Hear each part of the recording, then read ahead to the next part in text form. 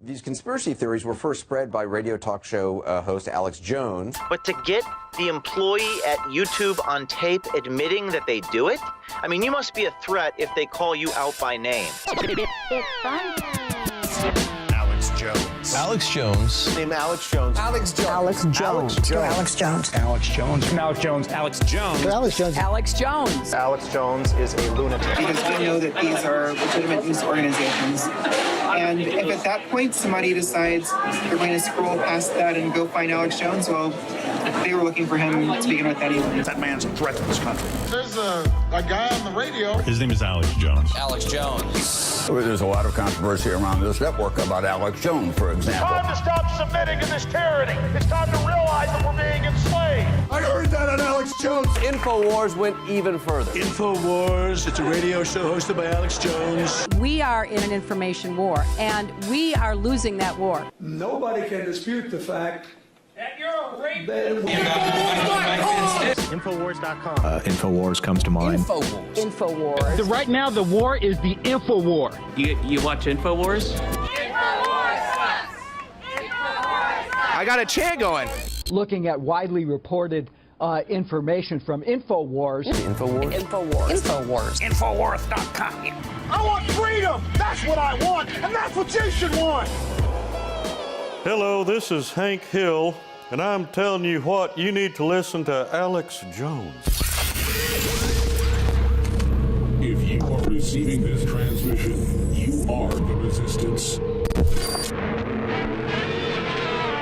We are in the process of a time of great enlightenment, of revealing taking place. I'm your host, Alex Jones. We're going to be live here for the next 4 hours. First off, though, here is a powerful report from John Bowen. I'm sorry, I'm having a personal crisis. What? What am I going to do? Oh, poor baby. Why don't you make an amends to her? Tell her how genuinely sorry you are. She's got to accept that. Leanne Tweeden, a model, sports broadcaster, and TV host, has revealed the behind-the-scenes harassment she endured on a USO tour with Senator Al Franken emceeing. Al came up to me and he's like, well, we need to rehearse our kiss. And I'm like, yeah, okay. And I just blew him off, because I'm thinking, we don't need to rehearse the kiss. I mean, we're doing a live, 60-second skit in front of troops. We're not filming a movie, right? And so I blew him off because I didn't think he was serious. And then he kind of said it again. He's like, well, we need to rehearse the kiss, Leanne. And I'm like, okay, Al, okay, you turn your head to the right. I'll turn my head to the right.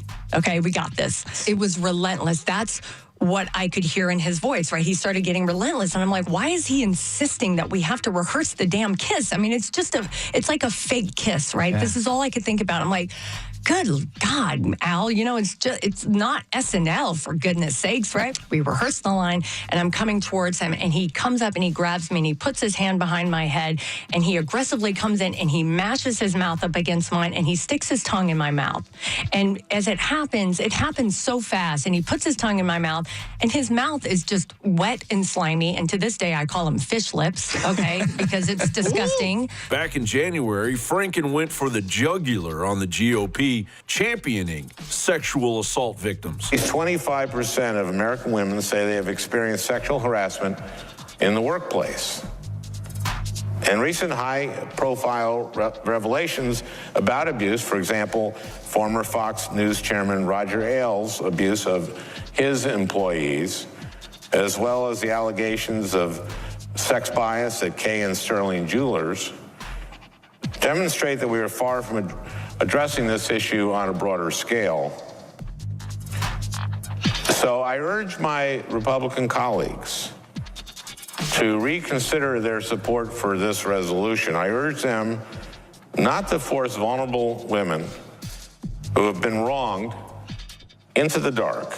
Franken's hypocrisy even went so far as to silence dissent among American news media. And the power trip isn't just resonating from Franken's office. 2 unnamed current members of Congress have engaged in sexual harassment, one of them allegedly exposing themselves to a staffer. Like so many of you, I have a Me Too story to share. I was working as a congressional staffer.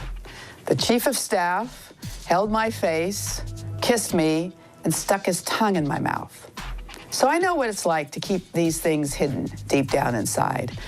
I know what it's like to lie awake in bed at night wondering if I was the one who had done something wrong. I know what it's like years later to remember that rush of humiliation and anger. You know what?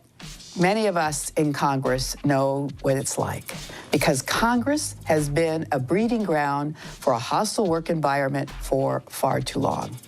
That's why I'm reaching out to congressional staff and to former congressional staff to share their Me Too Congress stories if they feel comfortable in doing so. Representative Jackie Speer also recently revealed that Congress has paid out 260 harassment settlements in the last 20 years to the tune of 15 million taxpayer dollars. Talk about hypocrisy. It's gotten so bad that congressional staffers signed an open letter demanding mandatory harassment training for the hordes of perverted, power-mad congressmen and congresswomen darkening the doorsteps of our nation's capital. Al Franken should resign today because he's simply the first domino to fall. John Bound reporting for Infowars.com. We'll be back. Stay with us. The transmission is straight ahead. Last time I checked, more than $8 billion had been paid out since 1983 to the secret vaccine damage fund by a secret federal court whose job it is to cover up the deaths, the brain damage, the paralyzations that have happened by the hundreds of thousands. Quite frankly, the millions that have been brain damaged. We're going to be breaking that down today because there's another secret fund we just learned about in Congress to pay off the sexual harassment and sexual assault of women and, yes, men and, yes, underage pages that are raped on the desk. That's all coming up today and more. But first, ladies and gentlemen, we're going to get to a powerful report by Paul Joseph Watson dealing with a new type of superhero that we're dealing with. And, of course, that's soy boy. Now, a lot of these folks that have been damaged by this and the other estrogen mimickers that are in our environment like their enslavement. So we found the only way to reach out to them is kind of making a sick joke about it. But it's hurting all of us, and it's hyper-feminizing women and accelerating breast cancer and other problems in the womb as well. So I want to get to this powerful report, and then we'll get into the science behind it after that, tie it into vaccines and so much more, because this is a directed agenda. It's an admitted social engineering agenda to break up the family, to discredit men, to emasculate men, and more. Here's Paul Joseph Watson's report.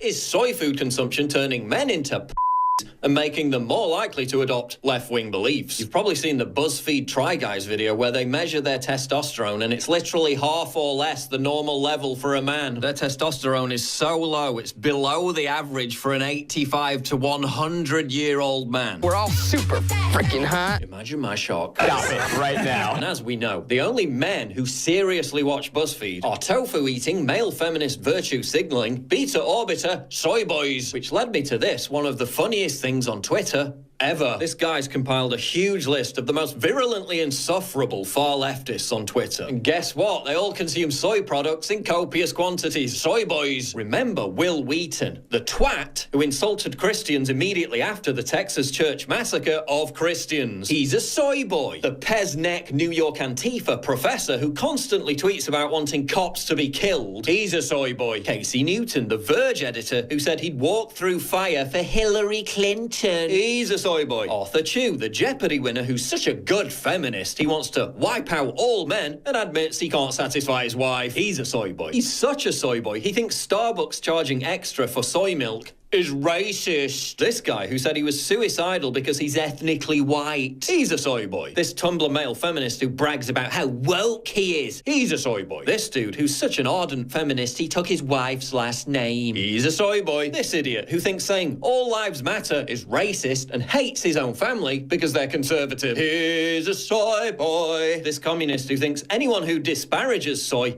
is a fascist. He's a soy boy. Jesse Cox, the comedian who said he'd rather die than see America stop taking in refugees. He'd be a soy boy. And that's the thing. There seems to be an even closer correlation between male feminist virtue signalers who defend Muslim refugees and their soy fetish. Despite the fact that the mass importation of people from a society that literally produced something called the rape game is putting more women at risk than ever before. Yeah, not very feminist, that, is it? Say it loud, say it clear. Refugees are welcome here. Delicious tofu dog. Soy boy. If the US cared about civilians in Syria, maybe it shouldn't have stopped accepting them as refugees. When your local Thai food spot calls you back to make sure you only want 2 orders of tofu drunken noodle because you usually order 3. Soy boy. If you're LGBT and support Trump's Muslim and refugee bans, you're putting many of our brothers and sisters at risk. And you. Soy isn't healthy. Okay, but I'm literally using it as a dairy substitute, so what's your point? Soy boy. Non-refugee men are far more likely to be rapists statically. Stop being a xenophobe. This guy posted a picture of his soy-filled fridge, then said if his own son turned into a woman because of eating too much soy, he wouldn't see it as a negative. Soy boy. I wonder if the Norwegian guy who felt guilty about the Muslim migrant who raped him being deported is also a soy boy.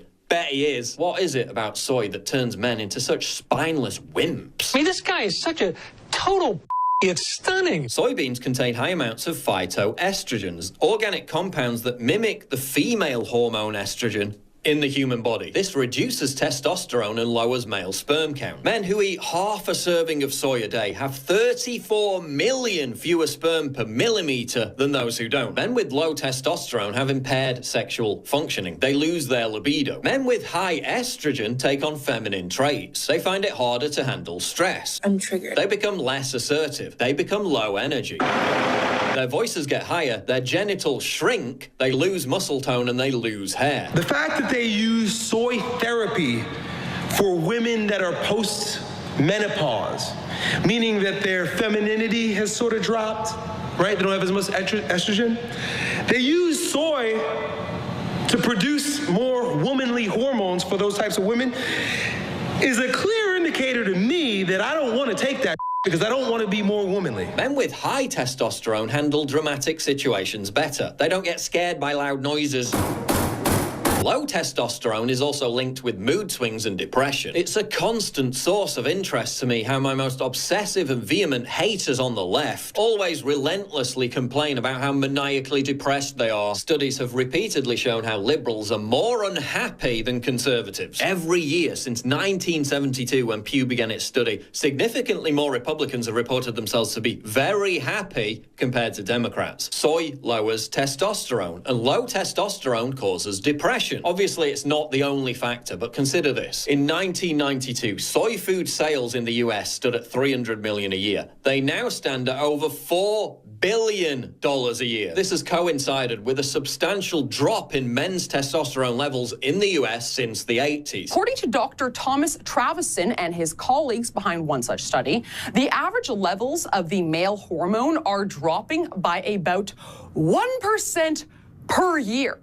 This means that a 40-year-old man in 2017 would have testosterone levels about 20% lower than a 40-year-old in 1997. Surgeons are also conducting an all-time record number of operations to reduce man boobs. Could soy be one of the causes of this surge in men growing Babylons? And I'm not talking about obesity. We're talking about otherwise healthy and lean boys and young men suffering from gynecomastia, otherwise known as tits. According to Dr. Kayla T. Daniel, the cause is environmental estrogens, including, you guessed it, soy. All of those soybeans contain phytoestrogens, that's plant estrogens, and they are a form of estrogenizing influence on the body. They create hormonal havoc. They create endocrine disruption. And who's most at risk? Well, boys who were on soy infant formula when they were babies, boys who grew up and their brains and bodies developed on soy milk and other phytoestrogenic foods, and young men and older men who get health conscious and start drinking a lot of soy milk and eating soy shakes and soy energy bars. Moves can be one of the side effects. After retired U.S. Army intelligence officer James Price was diagnosed with gynecomastia, he was found to have estrogen levels in his bloodstream 8 times the normal limit for men. Take a rough guess at what Price's favourite drink was. Soy milk. Parents are switching their infants over to soy baby formula in droves. 25% of babies in America are now fed soy infant formula. A baby exclusively fed soy formula receives the estrogenic equivalent of at least 5 birth control pills per day. So that suggests that rather than people with already pre-existing left-wing beliefs being attracted to vegan-style tofu soy diets, we're actually creating an army of soy boys from birth. What a terrifying thought. And let's be clear, I'm not talking about gay people. I don't think soy changes sexuality. I'm talking about effeminate acting straight guys. Let's call them try guys. When it comes to men actually behaving and acting like men, soy is the silent killer. We're losing an entire generation of young men to soy men. If you don't want to develop a bunch of retarded beliefs about how inviting in millions of rapey migrants is a great idea, about how anyone to the right of Michael Moore is literally Hitler, about how fantastic communism is, or about how being a white man is shameful and wrong, while literally growing and seeing your penis shrink at the same time, when it comes to soy, just say no.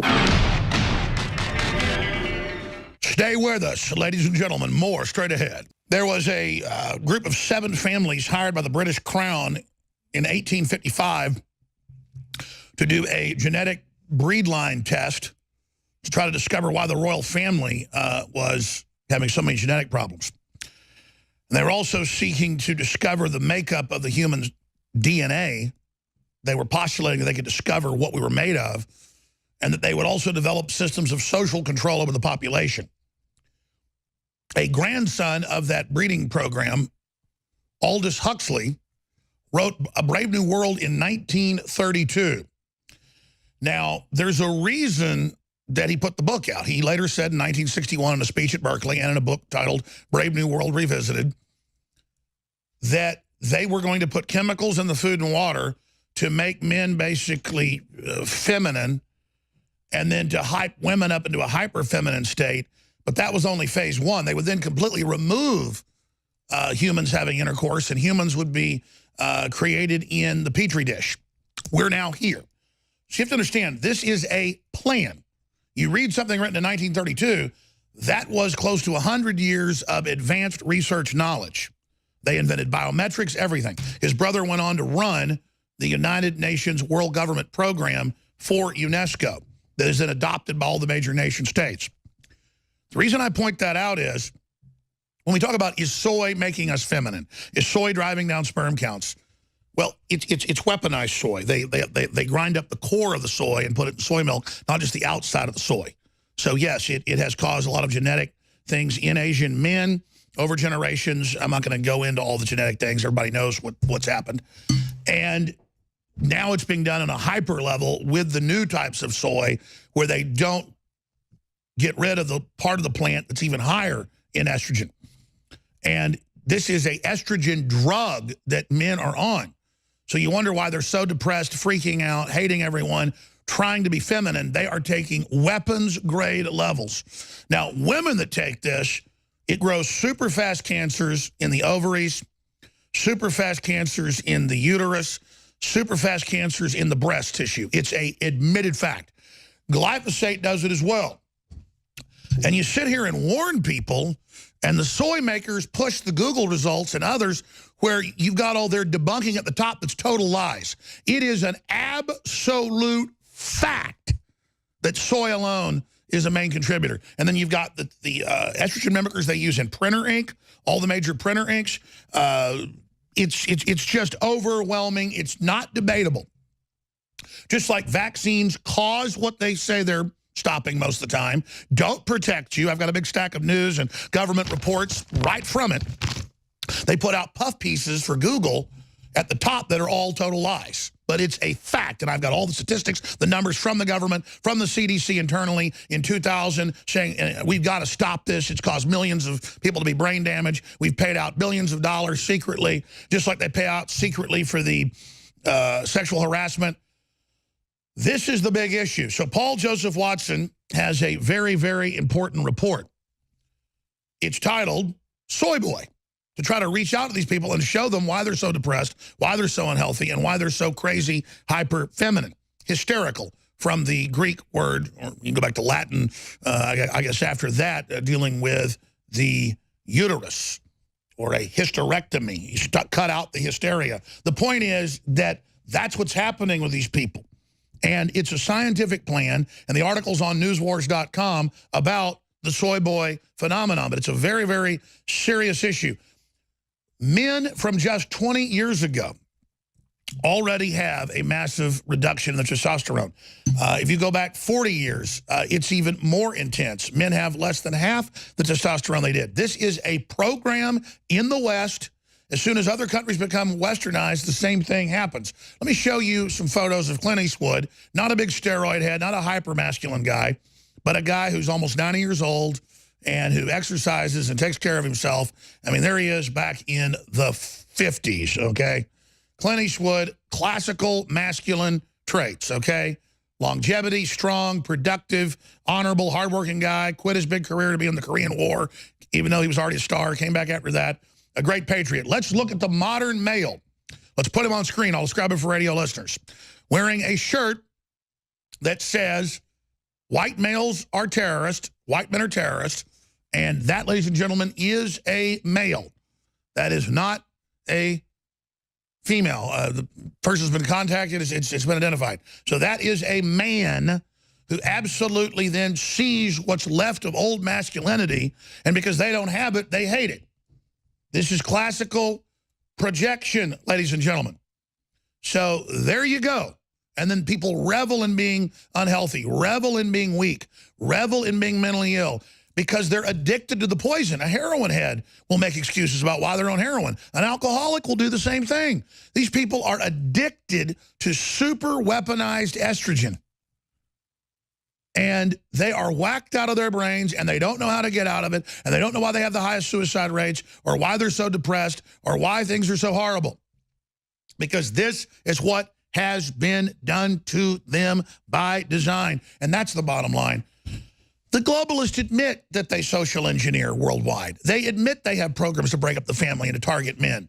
It's all declassified. They admit they promote ugly art. They promote the end of the family to control you. Go read Brave New World. So get the video, Soy Boy, out to everybody. But also, this is a live radio/television show. But later today, when we post this to Facebook, we post this to Twitter, we're live streaming right now. Get it. Give it to young people in your family. Give it to your wife, your husband. Show them the footage. Show them the articles. Show them the documents. Show them the information.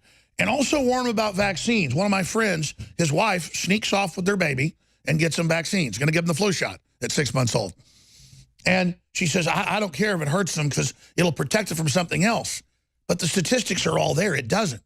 And we're going to go over some of those today. But you have to hammer people with this.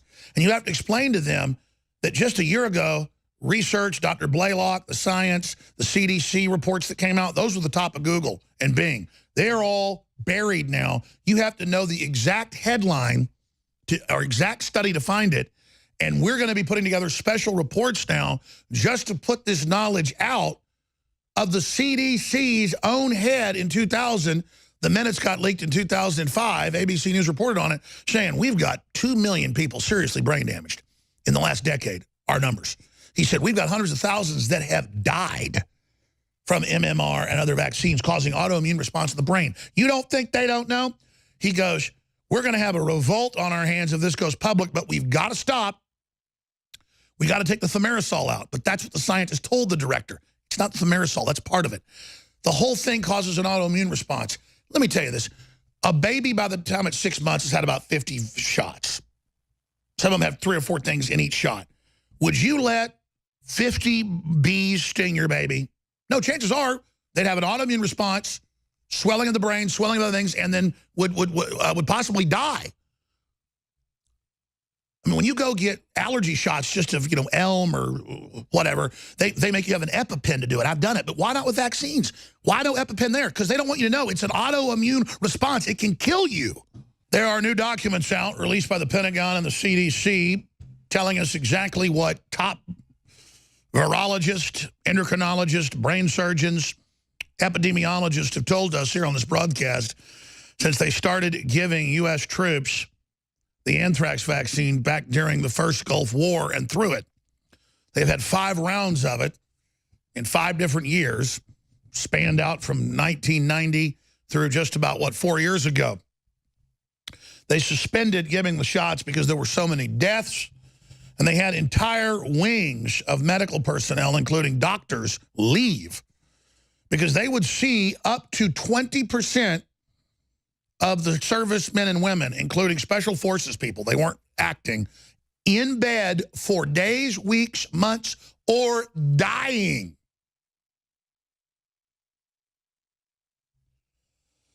Now, ladies and gentlemen, you can look that up for yourself, but it's all come out. But listen, I had top scientists on. You know they've now found anthrax that they believe is 1 million years old under the permafrost that shouldn't be there. They're finding it inside rocks in coal mines. It is plant spore bacteria, basically. Bacteria that go to the plant family. And the spores, they believe, might be how life started, if you don't believe in God or God did it that way, floating on the solar winds. The elite are obsessed with it. They're also obsessed with something called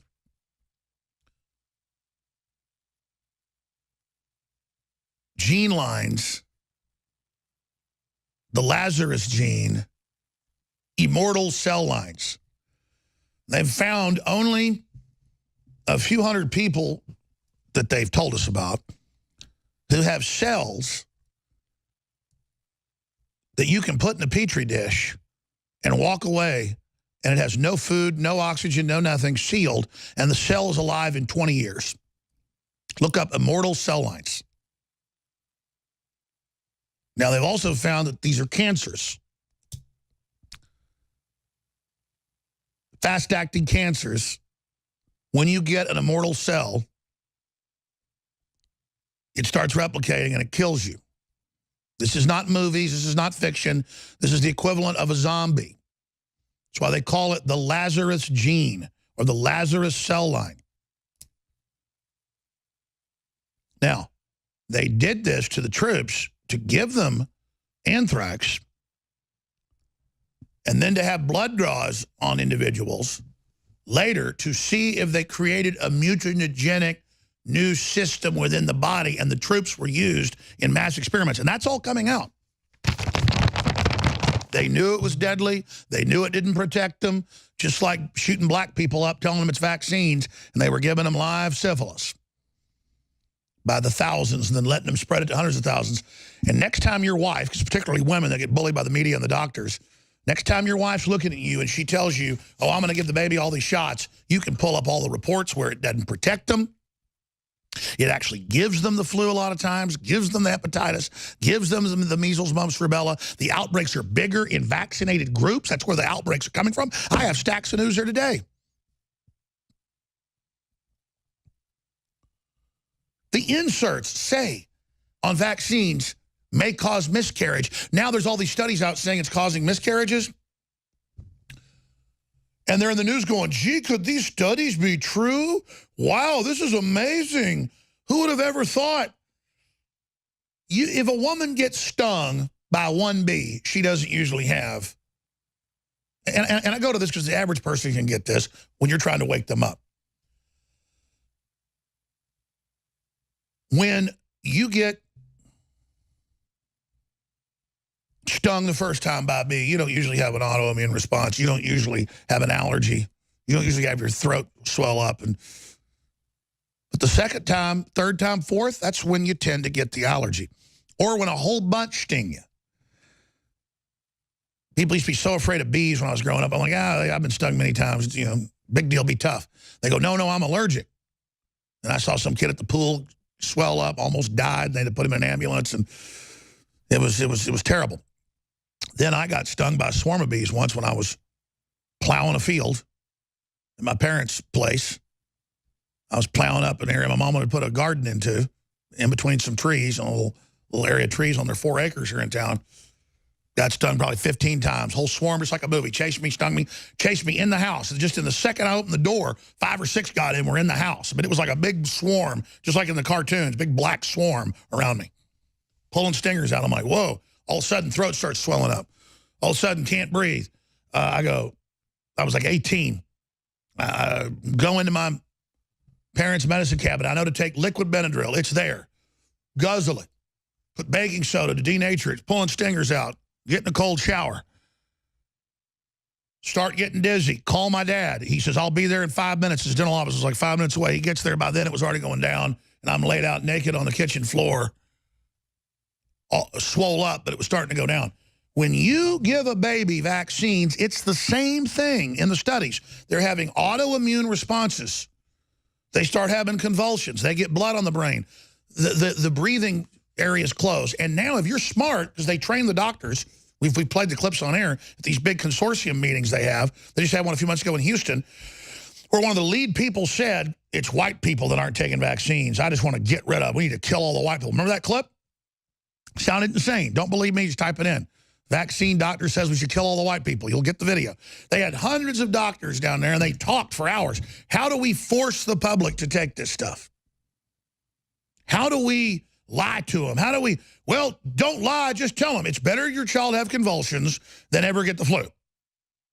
So now they're having to admit, when you get a smart one, but see, that's what they're telling you. Did you know, you can look it up for yourself, the higher educated somebody is, the less vaccines they take. The higher educated, and you know who doesn't take them? The doctors and the medical people. That's why they're having to fire them all over the U.S., because they see the preemies that they give the vaccines to die. They have to put them on respirators. They get the respirators ready when the bioethics board says, well, you got 20 preemies in there unvaccinated. Until about 6 years ago, you'd never do that. You said, it's a policy, do it. Just to see what they can get away with. And they get the respirators ready, and a lot of times, you lose the baby. We've had nurses on about it. It's been in the news. Oh, that's a lot bigger than sexual harassment, isn't it? But it's hidden in plain view against those of us that are understand and are informed. The media lies and says, oh, you just don't believe in science. It's like Black Lives Matter, Science Matters. These signs are up all over the country. Billboards, people's yards. Black Lives Matter and science is real. It's like a saying, oh, yeah, you don't believe in learned immunity, huh? Don't know anything about white blood cells, do you, Alex? Well, it's not just white blood cells, it's T lymphocytes, and I know all about it, yes, and I've literally lived studying this for decades. My mother was a triathlete when she was in her 40s, was winning gold and silver medals at the major regional and national level. She was beating former Olympic athletes. University of Texas Masters told them, take flu shots. She almost died. Other members of her team got really sick, and she never made it back to that level again. I mean, I can read the science, but I can also see my uncle took the tetanus shot. Whole arm blew up. He was in the hospital for 2 weeks, almost died. I was 5 years old when that happened. He worked on a ranch, stepped on a nail. They said, get another tetanus shot. Almost killed my uncle. That's a real person. I got people sitting down here that went to Vietnam a few months ago. They told him to get all these shots, almost killed her. And they told her, you can't ever take a vaccine again because you have like a bee sting. The next time it could kill you. I know all about learned immunity. I went and got the shots and stuff to, stop allergies, and it helped because it was just a little bit of what was really in the environment. But I've got an EpiPen when I did it. They're not telling you what it can do to you until it's too late. Then they told her, you can't ever take a shot again. It'll probably kill you. But when your baby has a convulsion, they say, bring them right back in and get more. Hell, stick your baby in a beehive. Cram them in there. It's good for them. People ask why I get really frustrated and angry sometimes.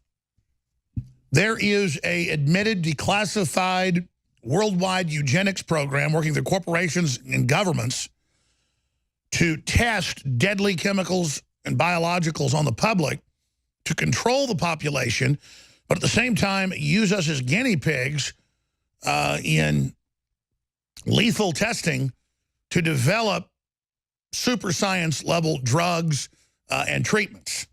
And of course, an example I harp on a lot is you've got all these animal rights laws in place, and you've got all these human rights laws in place, but they just basically ignore the human rights stuff.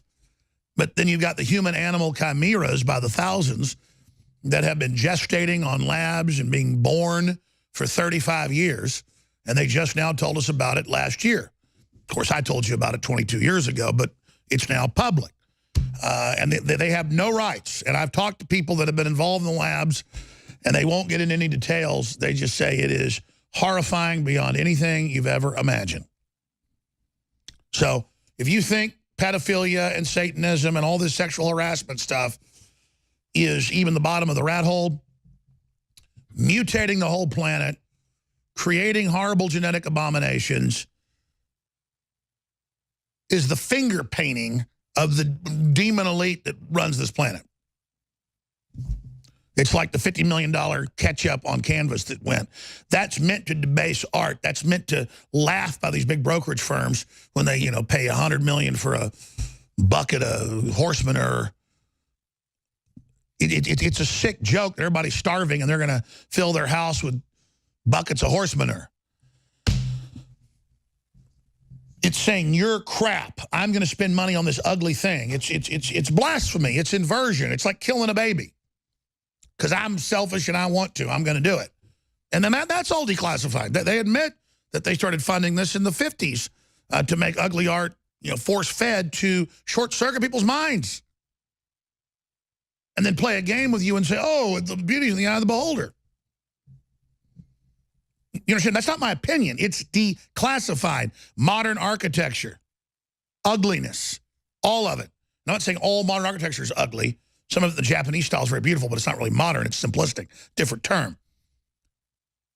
But the big blockhouses, there it is, independent newspaper. Modern art is a CIA weapon.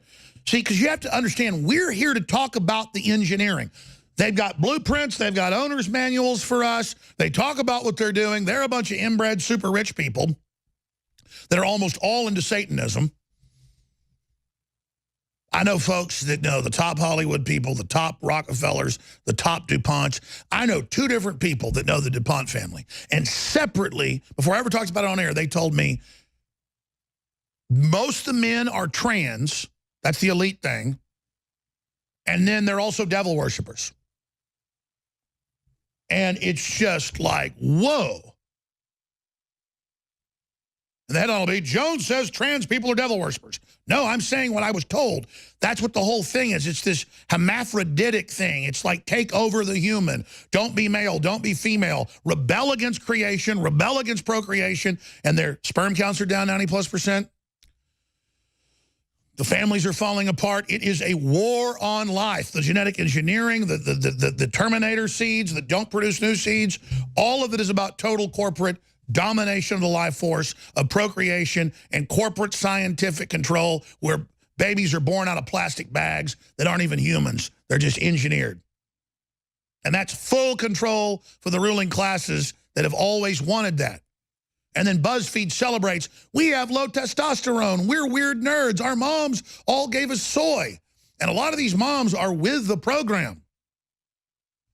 This is a sacrifice of their son, but not on an altar, but for their life, turning them into a pet. It's safer that way, isn't it? To have your son be your pet. And you wonder, they're black, they're white, they're Hispanic. Look at the BuzzFeed video. They all look the same. They all look like their souls were sucked. And they all act like 4-year-olds. They got hit. And they got hit hard. And they're gone. You have to understand, and they want you to be gone too. They know it. I go back to Omega Man and that allegory where his blood's got the antidote. It's like The Last Man on Earth remade, and they had I Am Legend. It was a 3rd remake, not any good. But you got the dumb zombies, you got the upper caste zombies, the undead. And he's got the cure, and they go, dude, we don't want it, and we're going to kill you, okay? You understand? You're not going to give us the cure. We don't want the cure. We don't like you. Do you understand? And it's like arrested development, and it's a rebellion against God, against nature, against femininity, against masculinity. And they say, see, because they don't have that. So what they have is a petulant kind of 13, 14-year-old spoiled rotten thing where they go out and wear onesies now. Remember, that's the new fashion? And I've seen men all over Austin, the trendy, wearing onesies. What do they call them? They have a name for them. Male onesies. And they revel. Look, I'm a joke. Look, I've been destroyed. Look, I'm programmed. Look, I'm fighting back. I'm rebelling. But they're not rebelling. They're rebelling against their biology, but the central programming system is what's destroying them. And they'll tell you they're financially not doing well. They're statistically the most depressed. They're committing suicide at the highest levels. They don't care. They just want to take you with them. Listen, I've got the cure. It's right here. It's called reality. It's called the plan. It's called being aware of the engineering. It's called understanding. Choosing your destiny, not having someone else choose it for you. And they say, I don't want that. I'm going to get together in big groups of us, and we're all going to conquer you, and that existentially is how you become powerful, is in mass groups conquering the original biology that you live longer, you're stronger, you're better. It doesn't matter, though. You don't care. If you could conquer that, you see, you're facsimiles of the elites you are trying to mimic, who are not the elites. They are the elite of evil. They are the elite of corruption. They're just like you. They were given their wealth over and over and over again. They're spoiled. They hate flyover country. They hate men that are bigger and stronger than them. They want to walk around the mall when they go, knowing they're part of the engineering, knowing they're hitting you with vaccines, knowing they're poisoning you. They know it. They write books about it. They brag about it. You don't just think they want to humiliate women like Harvey Weinstein does or be pedophiles, do you? They want to wreck it all, and they're doing it. I'm not going to belabor this, but we need a lot of capital to fund this operation, and we need people to spread the word. We've got a new T-shirt in that I really think is powerful. It says, if you're coming for mine, you better have yours. And it's got an M4 or AR-15 on the front, Infowars.com. On the right shoulder, it's at InfoWarsStore.com. It's a powerful new shirt. Helps you spread the word, meet like-minded folks, InfoWarsStore.com. And we have the new probiotics in that are not the vegan base, like the Great Bound Defense we have as well, but carnivore digestive enzyme to help absorb the meat, the protein, the fat, all of it, the carbohydrates. Amazing. As you get older, you have less of these enzymes, and so it's really, really good to do that. Carnivore, 33% off, and the free shipping will end. You notice a bunch of the other specials have ended on Super Male Vitality and all those because they're about to sell out. But I've extended free shipping through Sunday, and that's got to stop. It is going to stop. But we've got other things that are now 50% off. Caveman got back in stock in strawberry and in chocolate flavor. Ultimate Paleo formula, amazing. Meal replacement, stamina, strength, you name it. It's 50% off. 33% off on Carnivore, the new digestive enzyme. And we've got Flora Life Advanced Restoration, 50 billion live probiotics. That is back in stock. And we also have the new 15 billion live probiotic Flora Life Everyday Maintenance, made by the biggest official organic producer we've private labeled with our own particular latest souped-up brew. Again, they've killed all the good bacteria in most people's guts with the pesticides that bioaccumulate in the food. You take the good probiotics, it's amazing. And this is something libertarians and conservatives, this is something liberals have been smart about, actually. They're the highest group not vaccinated. They know what they're doing. That's more of the brain bug upper caste of them do, not their low-level ones. But you notice they're the ones that avoid it like the plague. The point is, it will change your life. So good for the gut. I know some people that have had irritable bowel, you name it. They get on a high quality probiotic like Flora Life or like Biome Defense at InfoWarsStore.com, and it just does so much. So we've now got 3 different great probiotics. One of them's vegan. These other 2 aren't, obviously, and the enzyme isn't. It's Carnal Life.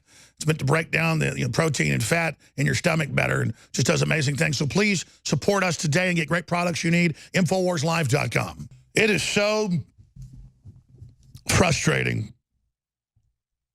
I mean, I rarely start cussing and screaming, but when I was lifting weights this morning in my garage with a couple of my friends, I heard from the friend who just talked to his wife that she was talking about taking their 6-month-old baby that she already snuck off to the so-called doctor and got 6 different shots for when he was about 5 months old. He got sick from it. Not too sick, that she was going to take him and give him the flu shot. And, obviously a father can go in any state and block that, or a mother. But more and more, we've got videos. I forgot to play this the other day. In fact, They had it over there on the other side. If somebody will find it. It's the police going, it's the law. We're going to arrest you if you don't take your shot. Coming to your house. And I've seen them do that in poor black, Hispanic, and white areas. Pardon me? Oh, you've got it. Let's play it then. And I remember footage in Maryland years ago. They had dogs and all the people were showing to get their shots. And the judge was telling them it was the law. They had to do it. And it was all made up. Young mother in California threatened with arrest at a bus stop for not vaccinating her children. If we lose this battle, what just happened to that young mother in California will soon start happening all over the nation. And what they do is they say, we're going to kick you out if you don't have it. It's a policy. Then they claim you're truant. So it's all a color of law trick. And they teach them this at seminars. Well, it's for the best that we lie. Despite the fact that I have a stack of news here from government reports, studies about miscarriages, brain damage, but it doesn't protect you like it says it will. And then now Google, Bing, and others place all the fake news articles at the top and it won't even let you actually read the inserts. They've always known vaccines are linked to miscarriages. They knew the anthrax vaccine was super dangerous.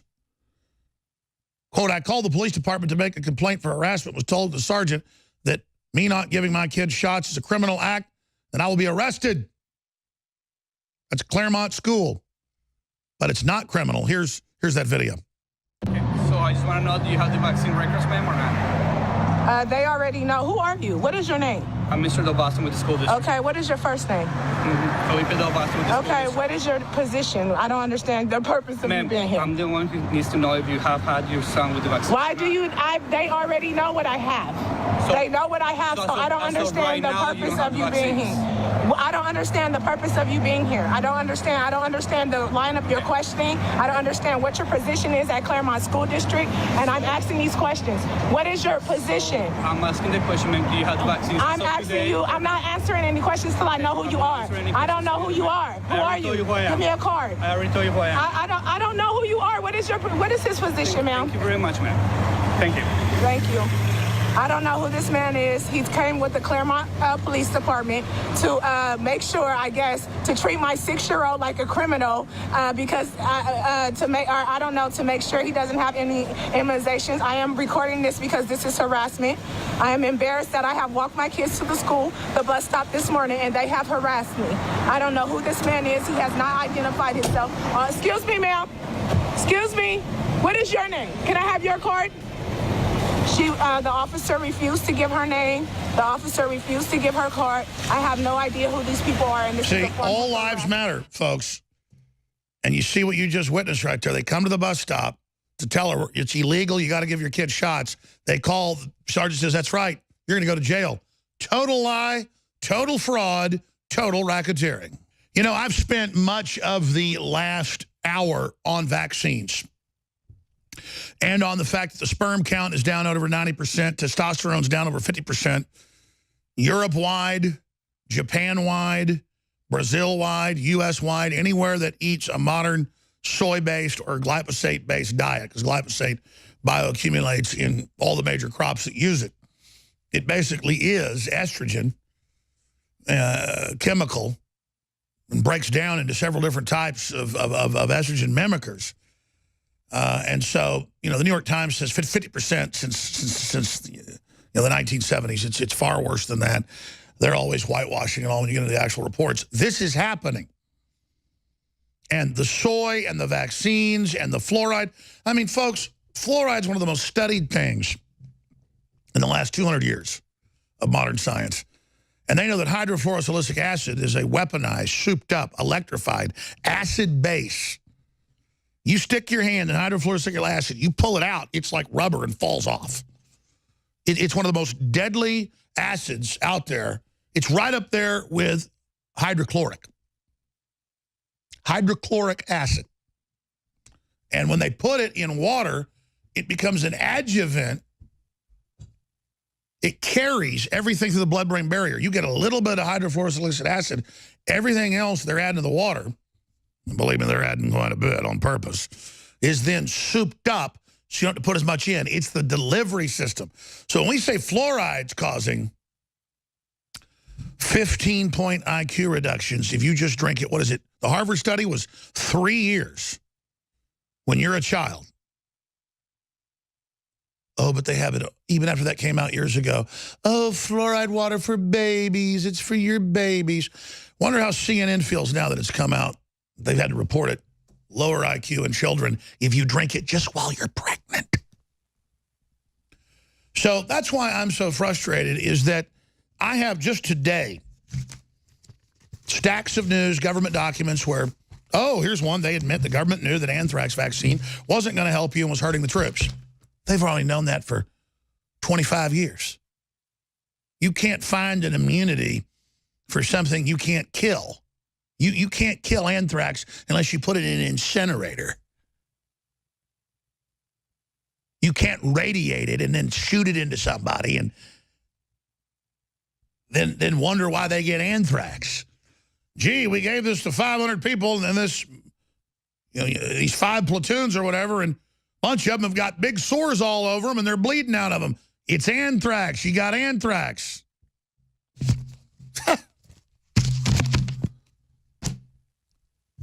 And they weren't giving them the anthrax shots. I'm going to tell you this again.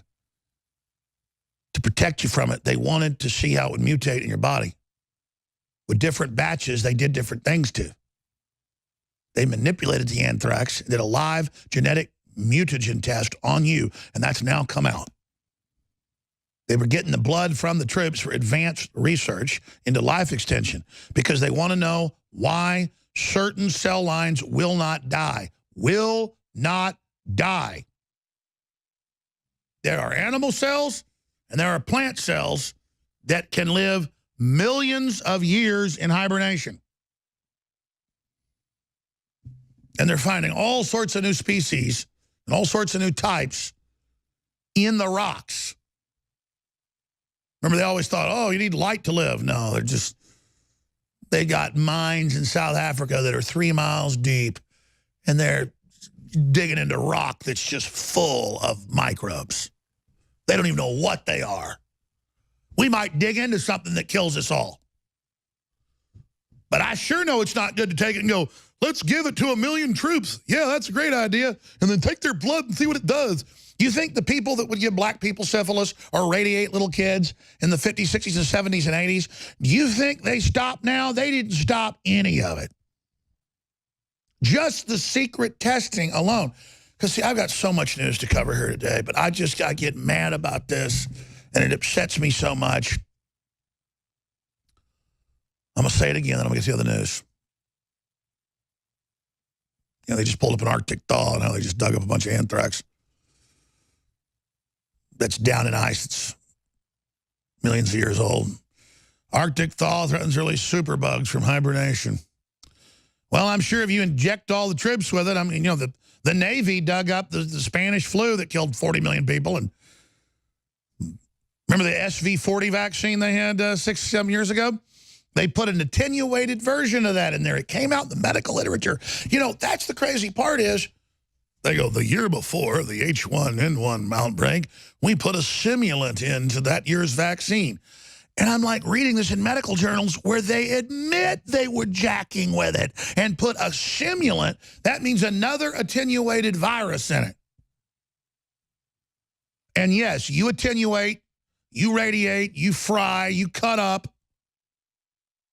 viruses. They tend to not operate as well. Just like you put a cell phone up against your head, it vibrates the DNA and breaks it as well. That's what they do. They blast them with radiation or with microwaves or with both. And then they inject it into you. And just like a lot of insects are immune to poison, you may kill 99% of them, but that 1% was already immune. They were a mutation. You start giving billions of people mutagenic vaccines, and you know full well what you're doing. and you're there to get their blood work afterwards and patent the blood.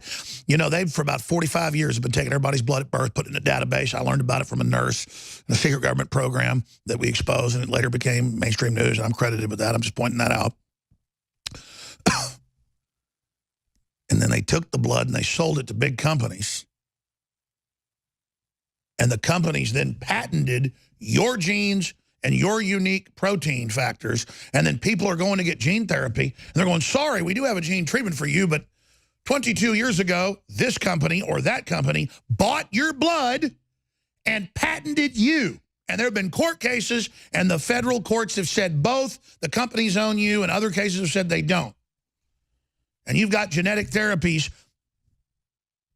that they go, you know, that'll be $180,000 per treatment. And there's a 100% cure rate, but you got to have 10 treatments. And your insurance doesn't cover it because we bought your blood sample. Now, that's just from at birth. Can you imagine the military application of that?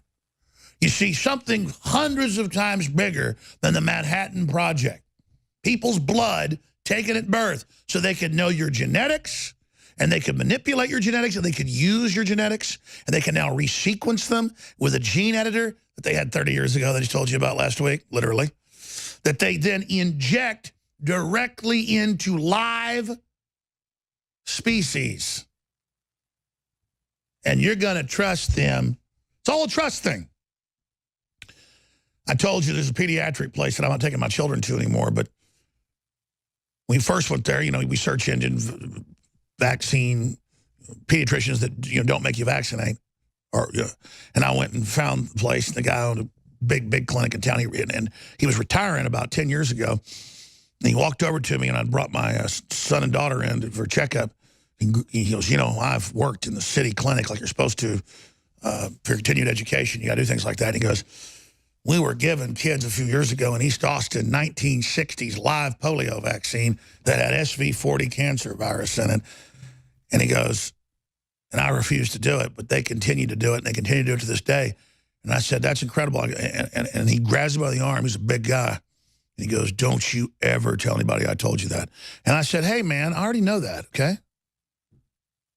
I already know. Don't worry. I don't, you know, but now he's been retired.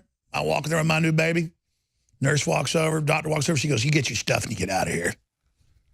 There are no problems with the vaccines. They're perfect. Of course, she's been in the training. I even know the training. You can go watch it online to lie to me and say that. And I said, guess what? We're going to beat you. I know you don't take them. I know you don't give your kids them. They're lucky I don't get out in front of them with a bullhorn. I'm thinking about it. Okay, that's the scum here. They don't take it. The highest educated doesn't. Now, here's an example of the quandary we're in, or the paradox.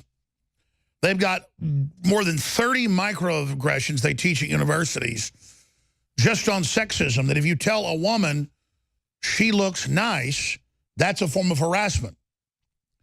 Or if somebody ever asks you out, period, even if you're not even, you know, working with them or whatever, that somehow is a microaggression.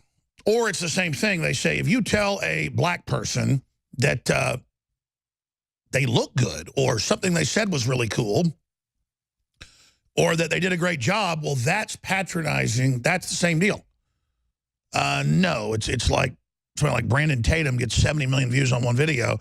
That's because he nailed it like a hole in the one, more eloquent than I could ever be. That's saying this is really good. But see, that's where they make all the fight about, and did a guy ask a girl out, versus Harvey Weinstein literally, reportedly raping people, his chauffeur, others witnessed this, assaulting women almost every day, humiliating them, Bill Clinton settling rape cases, all of this. So I got a lot of stuff I want to talk to her about, but I just thought of this when they punched her up on Skype and I saw her there. And I was going to say, wow, Candace Owens looks great on TV. She's even more beautiful in person and super smart and super articulate. And she looks really great today. It's good to see her face. I'm married. I'm not hitting on her. And it's not, I don't think it's a microaggression to say, wow, you look great. I mean, is that bad? Because the left says that's bad, just as bad as raping somebody, is it? It is not that bad, and I do not understand why people are suddenly so offended by compliments. I really think it's just like the ugly girls strike back movement, and they don't get compliments, so they've turned compliments into something that is not to be desired. I don't subscribe to it. Oh, yeah, some women act like I'm a pervert or something because I open the door for them. I did that because when I was growing up, I got slapped in the back of the head by my mother if I didn't. It's just automatic. Yeah, I know. That's the most hilarious part, when guys are being chivalrous and they now turn it into an act of attack. It's so ridiculous. It's gotten so ridiculous on the left, but they can't enjoy anything. Not a compliment, not a kind gesture. It's just where we're at with them at this point. And they admit millennials, you name it, are the most depressed, unhappy people statistically. You'd think they'd want to get out of what they're in instead of getting deeper into it. You would think so, but that doesn't seem to be the case. They're miserable. They're absolutely miserable because they've sucked the fun. I talk about this all the time. Liberals have sucked the fun out of everything in life. There is nothing left for them to suck the fun out of, which is why they're miserable. They have nothing else to leech on to. Exactly. I want to get your take on this. Why do you think it's all coming out now? The internet, chain reaction, people feel safe now. But there's more to that because mainstream media has embraced this, even though it's burning down their own system. I think they know it's time to actually get rid of the old Democrat guard and then hope that they can roll this into a larger movement to again, conflate or mix men and women having normal interactions with rape culture. You know, I think it really boils down to politics. I think that it's just a strategy for them to cast a light on people, a negative light on people that they don't want to see there. And what's happening is the right is using the same tactics to fight back. So now we're kind of in this civil war of people talking about what is or what isn't sexual assault. And what it ultimately comes down to is the Democrats are the ones that first shifted that definition, right? I was talking about it with Owen yesterday, but initially when I learned about rape, it was like hardcore rape. It's somebody slipping something into your drink. It's you running down an alley from a stranger and, you know, them trying to kill you. It's something you're going to call the cops for. I mean, if assault's real, I got 3 daughters, I got a son, somebody sexually assaults you or grabs you, call the police. I mean, if it's serious, what is assault? What is rape? What is harassment? Call the police is what it is. Right, exactly. But the definition has shifted so much. And now it can be, like you just said, a compliment. It can be guys and girls hooking up in college. They're drunk and after a party, they go and they have sex. And the girl wakes up in the morning and regrets it or doesn't remember all of it. So now she's being taught and indoctrinated with the idea that this is sexual assault and rape. And that could not be more false. And that movement and that change definition is extremely harmful, not just for men, but for women as well. It's turning women into overanalyzing psychopaths. And I should have introduced you properly. It's just you were here for a few days, got to know you, went out to dinner with you and the crew. So I was talking to an old friend again, Candace Owens with Red Pill Black, and her experience as a liberal, as a mainline feminist, being inducted into their cult briefly was what woke her up to what was really going on. Is that a fair way to say it? Or are them trying to induct you in?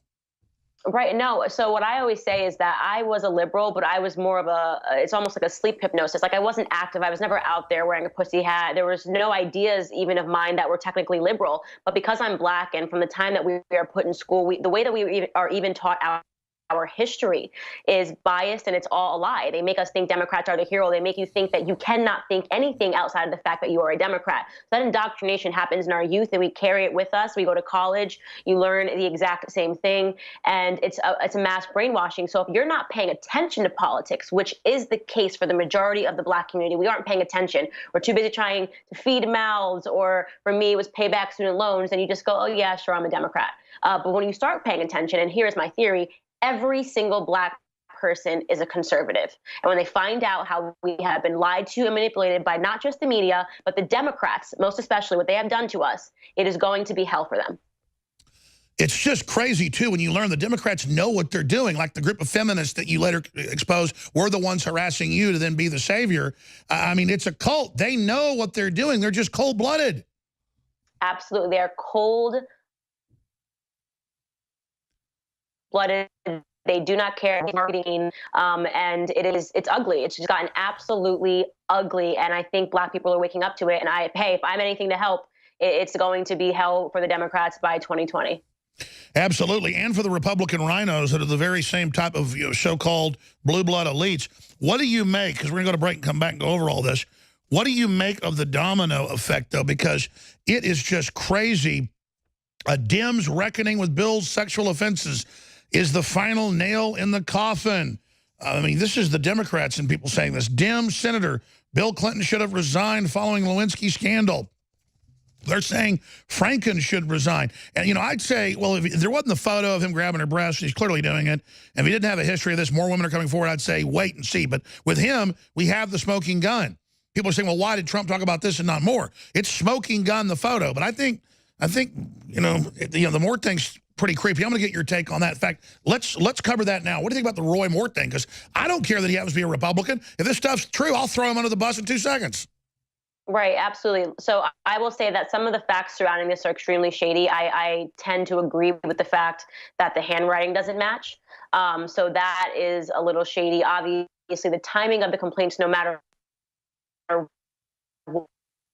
You know, you're making some great points. We're going to reconnect with you on Skype because it's breaking up a little bit. We're going to come back with Candace Owens, Red Pill Black, on the other side. And that's where I stand on Moore. If somebody's guilty of something, but the prosecution tries to set them up, the whole case is thrown out. And we've got women that are Democrats that are backing down or who've been caught working for the other candidate. We've got handwriting that doesn't match. We've got weird testimony. We got the mall saying this stuff never happened. He wasn't thrown out. He wasn't trolling women. But then you got him saying, I did date 17-year-olds and I got their daddy's permission.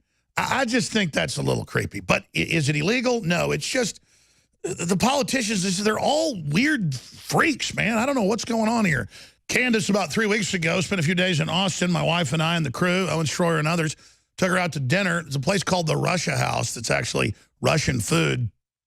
And they've actually got some clothes you can put on as a joke there. So we donned some Russian outfits and shot this joke video that ended up airing on some U.S. news as if we were serious, and in Russia as if it was a joke, which it was meant. No, this is not proof of our Russia collusion. Here it is. We pledge allegiance to Comrade Putin and his great minion, Donald J. Trump, to make America great again. We pledge this plan to destroy the Americans, to save their economy and their people and their border and their military. Hail Putin! Hail Russia! We will never surrender! Здравствует Россия и Америка! Yes. За дружбу народов! Yes, that is the KGB plan. Well done, comrades. We show the Americans. We didn't force Candace to be part of that. She was sitting one down for my wife. But, you know, I'm never good at really promoting things that are huge news. Well, the reason Candace was coming on, I kind of just got off onto the Judge Roy Moore thing and the big sex scandal stuff just as an example of, is it bad to tell a woman she looks nice or tell a man your suit looks good? I mean, if I see a guy wearing a suit looks good here at the office, I go, man, who's your tailor? You know, that looks sharp. That's a nice car. I mean, this is not harassment to talk to people. And she's going to get into that, but I forgot the main reason she's on. This is so huge, and this is such documentation of censorship. Just 2 weeks ago in Congress, they said, Paul Watson's article's #1 on Twitter about the Islamists plowing the car over people and how the mayor knew and was warned, which was in the news. He'd been warned, obviously, that Islamic attacks are coming using cars. They said, sir, we saw it at lunch during the break and we banned it. Now, that was Twitter and Facebook both nodding, you know, that they dealt with it. But here it is. This is hers. Can my children be friends with white people? This came out November 11th. We covered it last week. We mentioned it this week. I mean, it is the craziest, condescending article I've ever seen. She talked about it and linked to it. And then they're so politically correct and they're so censoring her because she is a, to use a cliche, smart, powerful, good-looking black woman, what they really fear, not on their plantation.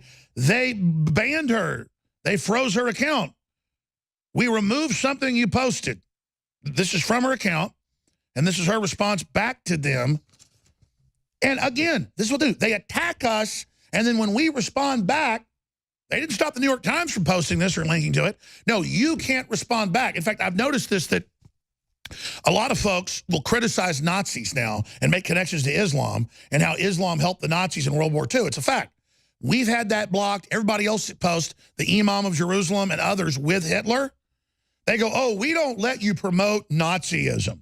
That's like saying PBS can't air a documentary about Hitler. You're promoting it. See how they play these games? So Candace goes, this is racist to say white people are inherently bad, and they don't want her, a black woman, responding to it, pulling back the curtain. That's all I am, or she has a little Toto, pull back the curtain. That's the power of truth. And they blocked her. They suspended her as punishment. And they've told us. They said, you keep doing what you're doing, you'll be totally banned. They're giving us they still haven't done it. I talked to them last week. The head of the brand, quote, of this is high-level execs. Alex, now work with us, or we're going to ban you. Don't say we didn't warn you. So, again, Candace Owens, we've got you connected back now. Your Skype's better. Go over this for radio listeners that can't see it, how amazing this is. What's really particularly fascinating is you see that they say that they're banning me because I violated the policy and they don't allow people to attack people based on their race. That is why I got banned from Facebook. Okay. Well, the article I was linking to was quite literally attacking people based on their race. So they were fine with the article existing. They were fine with the article being shared on Facebook. They were not fine with me taking a satirical stab, a hyperbolic approach to taking a look at what this article was saying. Essentially, this article was advocating for segregation. It was pro-segregation. To even ask the question, can my children be friends with white people? Could you imagine how the heads would turn if Ann Coulter wrote a piece entitled, Can My Children Be Friends with Black People? Could you just imagine? Imagine how that would be perceived, how violently that would be perceived on the left. But when I take an article and I say, yeah, you're basically advocating for segregation, okay, and I use sarcasm and humor, they put me on suspension.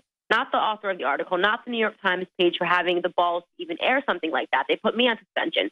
And it goes back to what you said. They don't like to see a black person criticizing and calling out racism. And as we know and as we've learned, racism is totally fine as long as it's being geared towards white people. Well, that's the game they play, where you show the Imam of Jerusalem with Hitler, and they say, we're not going to let you promote Hitler. And they know full well you're showing history, you're exposing it, it's a fact. I mean, you can even see, Hollywood movies about World War II and the Arabs working with the Nazis. Or I guess they're going to have to ban Raiders of the Lost Ark. I mean, it's fiction, but it's based in North Africa that the Nazis occupied, with the Muslims inviting them in. And I mean, I'm just stating a fact that every major Muslim country backed up behind Adolf Hitler. That is a historic fact. I'm not promoting Hitler. Same thing. You're showing some whacked out, race-baiting guy selling all this white guilt, saying, here's what you got to do. It's not enough to be, a mixed couple. It's not enough to be liberal. It's not, you got to adopt whatever we say, or I'm not going to let you in the in club. That is literally like Jim Crow laws, but as you said, reversed, or the white golf course that won't let blacks join. I mean, this is next level. What do you think's behind it? Self-imposed segregation is what we're taking a look at. What's behind it is the Democratic Party. This has kind of always been their initiative. They pretend they're helping black people. Now they're creating safe spaces. Black people are creating their own safe spaces. I forgot what college this was. And it's a bunch of them. A bunch of them have created safe spaces. In all black dorm, okay? That is literally segregation. Self-imposed segregation is everything that Malcolm X and MLK fought against, okay? And now black people are willingly imposing it on themselves in the name of being safe. It makes absolutely no sense. And they actually haven't thought through the fact that we are going completely backwards in terms of our progress. And that's because the media is constantly feeding this narrative. They're constantly race baiting. They're constantly trying to separate the races. They're constantly trying to create these conflicts. And some people are biting on it. Some people that are absolutely sleeping and brainwashed are biting on this ridiculous narrative. I'm not one of them. So I am continually silenced. It's always going to be an uphill climb for me because I don't plan on shutting up. I'm going to keep saying what I have to say, and I'm going to keep calling out the media, and in this case, the New York Times, for their absolute BS.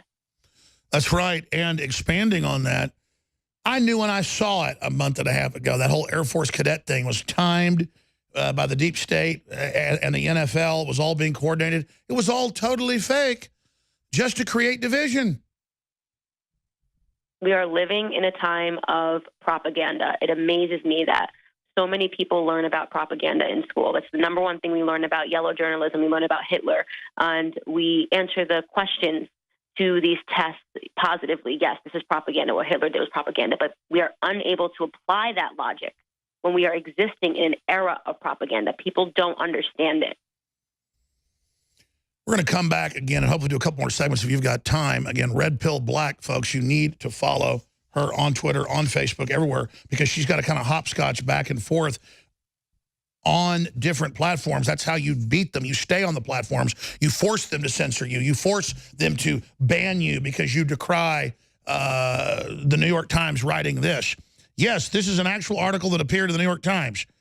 My response is no, your children should not be friends with white people. In fact, avoid them at all costs. Best not mingle. Might be better idea we separated things from the whites altogether. This is, you're quoting from the article, and they're saying, no, you're bad, but the New York Times is allowed to have it, tweet it, and they tweeted it, they put it, then it's all praised, but then when you point out it's racist, they use the race label to shut you down. It's beyond 1984. Right, it is. And me taking a satirical stab and adding to the article and saying, yeah, go ahead, separate the kids, and where are we going to end up? Right back into segregation. But that's what he says in the article. You're basically paraphrasing him. Right, exactly. That's the critique is what upsets them. Someone endorsing it in this megaphone hyperbolic way is what upsets them, and it's ridiculous. It's absolutely ridiculous that writers should be embarrassed they ever put that forth, and people in the black community need to speak out against it, and that's what I did. All right, let's come back and get into whatever you want to get into. I know you got a lot to say and a lot to cover, and then I want to get back into the avalanche that is crushing the Democratic Party. Just new revelations by the hour, more women coming out against Franken, who's famous for this, and who, when the woman's asleep, he's grabbing her breasts and bragging about it. I mean, he's got to resign. We'll be right back. Stay with us. On Twitter, @RedPillBlack. On YouTube, @RedPillBlack. Candace Owens. Okay, they're scared of her. That's why they got so many disinformation campaigns going against her online. People contacting me, making stuff up. She needs to ignore all that, move forward, keep putting out content, giving her analysis, and don't let them shoot her down. They tried it with me and so many others. But people that are successful just ignore it, laugh at it, and move forward. So they fear her, and that's, I mean, you can tell why. And just all these new great voices that are just of every color, creed, all humans, all red blood, all strong, all with souls full of light and liberty is scaring the globalists, and their whole facade is falling right now. This is such a beautiful time to be alive. You know, you just don't get tomorrow's news today. You don't just get next week's news today here at Infowars. A lot of folks would love to be able to say, hey, they have congressional hearings every month saying they're censoring Infowars, they're trying to shut us down. Soros admits they're meeting in secret to try to shut us down. I mean, they got Soros people and lawyers, and I'm not going to get into it yet, behind the scenes, trying to stop us. So listen, it's like electricity, flipping the light switch on. When you're a teenager, daddy and mommy got to pay for that. And there's engineers and lines and technology that goes into it. And hydroelectric dams and on and on and on. Same thing with mama bringing in those groceries. You just think you're there and you're mad that she didn't get you 3 of the thing you wanted. She didn't have the money. Okay? I mean, it comes down to that. And don't just expect to turn Infowars on like water and it just comes out of the faucet. And I'm not complaining at listeners. I'm just not good at getting up here and going, man, we got missiles coming in and blowing up all over the place. I mean, you don't just think they're on national TV saying shut us down and they're not playing games. I mean, they have run major operations against us. And there have been a lot of good people that have come in, you know, as heroes in that process. And I'm not at liberty to get into all of it, but I'm talking about breaking my family up, folks. I'm talking about coming after everybody I know. I mean, you know, it's serious, okay? And I'm not. This is what I wanted. It's what I asked for. I want to defeat the globalist. I want to change the world. We're doing it. But I need your prayers. And I need you to understand that, you know, we put a really happy face on this because we're not SJW whiners. I'm just saying you wanted me in the ring. When you financially support us, when you pray for us, when you spread the articles and videos, you are us. You are stepping in to the ring with me, with Candace, everybody else. And let me tell you something. They've taken the gloves off. Well, we took them off a long time ago. That's good. I'm just telling folks, you want to fight? You want somebody to fight for you? Baby, we're doing it for all of us together and our children. But I'm telling you, I need people to go to Infowars store. I need you to sign up for auto ship on the great supplements and products. If you like something, keep the auto ship on. Don't like it, cancel it. It's free to cancel. 10% off additionally. We got free shipping running through Sunday. All the other specials had to end because I sold out of most of the shirts and a bunch of other products, 50% off. But Caveman's back in stock, 50% off. We've got the new carnivore digestive enzyme that's so good. If you eat a high-protein diet especially, we can help everybody. That's in. And we've got our new probiotic that's excellent as well that I'm very proud of. That's at InfoWarsStore.com. Flora Life, advanced restoration, really high quality. And we've also got the 15 billion live probiotic everyday maintenance at InfoWarsStore.com or 888-253-3139. We've got a new T-shirt in, a couple new T-shirts. The new Don't Tread on Me, that's, I think, a very powerful design. And then a new one that one of our security guys had the idea for. If you're coming for mine, you better bring yours. with a picture of a M4 AR-15. A great new shirt. I haven't seen that variant, but there it is, a brand new deal on Don't Tread on Me and for my cold dead hands, basically. Okay, getting back to Candace Owens. Candace, you've got the floor now for the rest of this segment. The next, I know you've got a lot of important points that you like to point out and that you like to make. So what else is on your radar? And if you want to get back into the whole Judge Roy Moore thing, you got cut off by a break. So I think one thing that I definitely want to talk about, and I keep saying that people are not talking enough about it, and I'm excluding you because I think that you're one of those people that has always kind of seen through this because you've been a victim of it. But the psychology of trolling is quite impressive online, on Twitter in particular, that they can make up a lie, right, give credence to the lie, and impact something like Sean Hannity's show and advertisement dollars.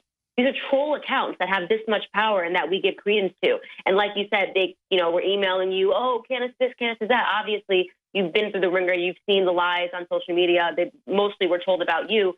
But it's one of these things in this movement that we have to mobilize, and we have to be able to see through vicious smear campaigns.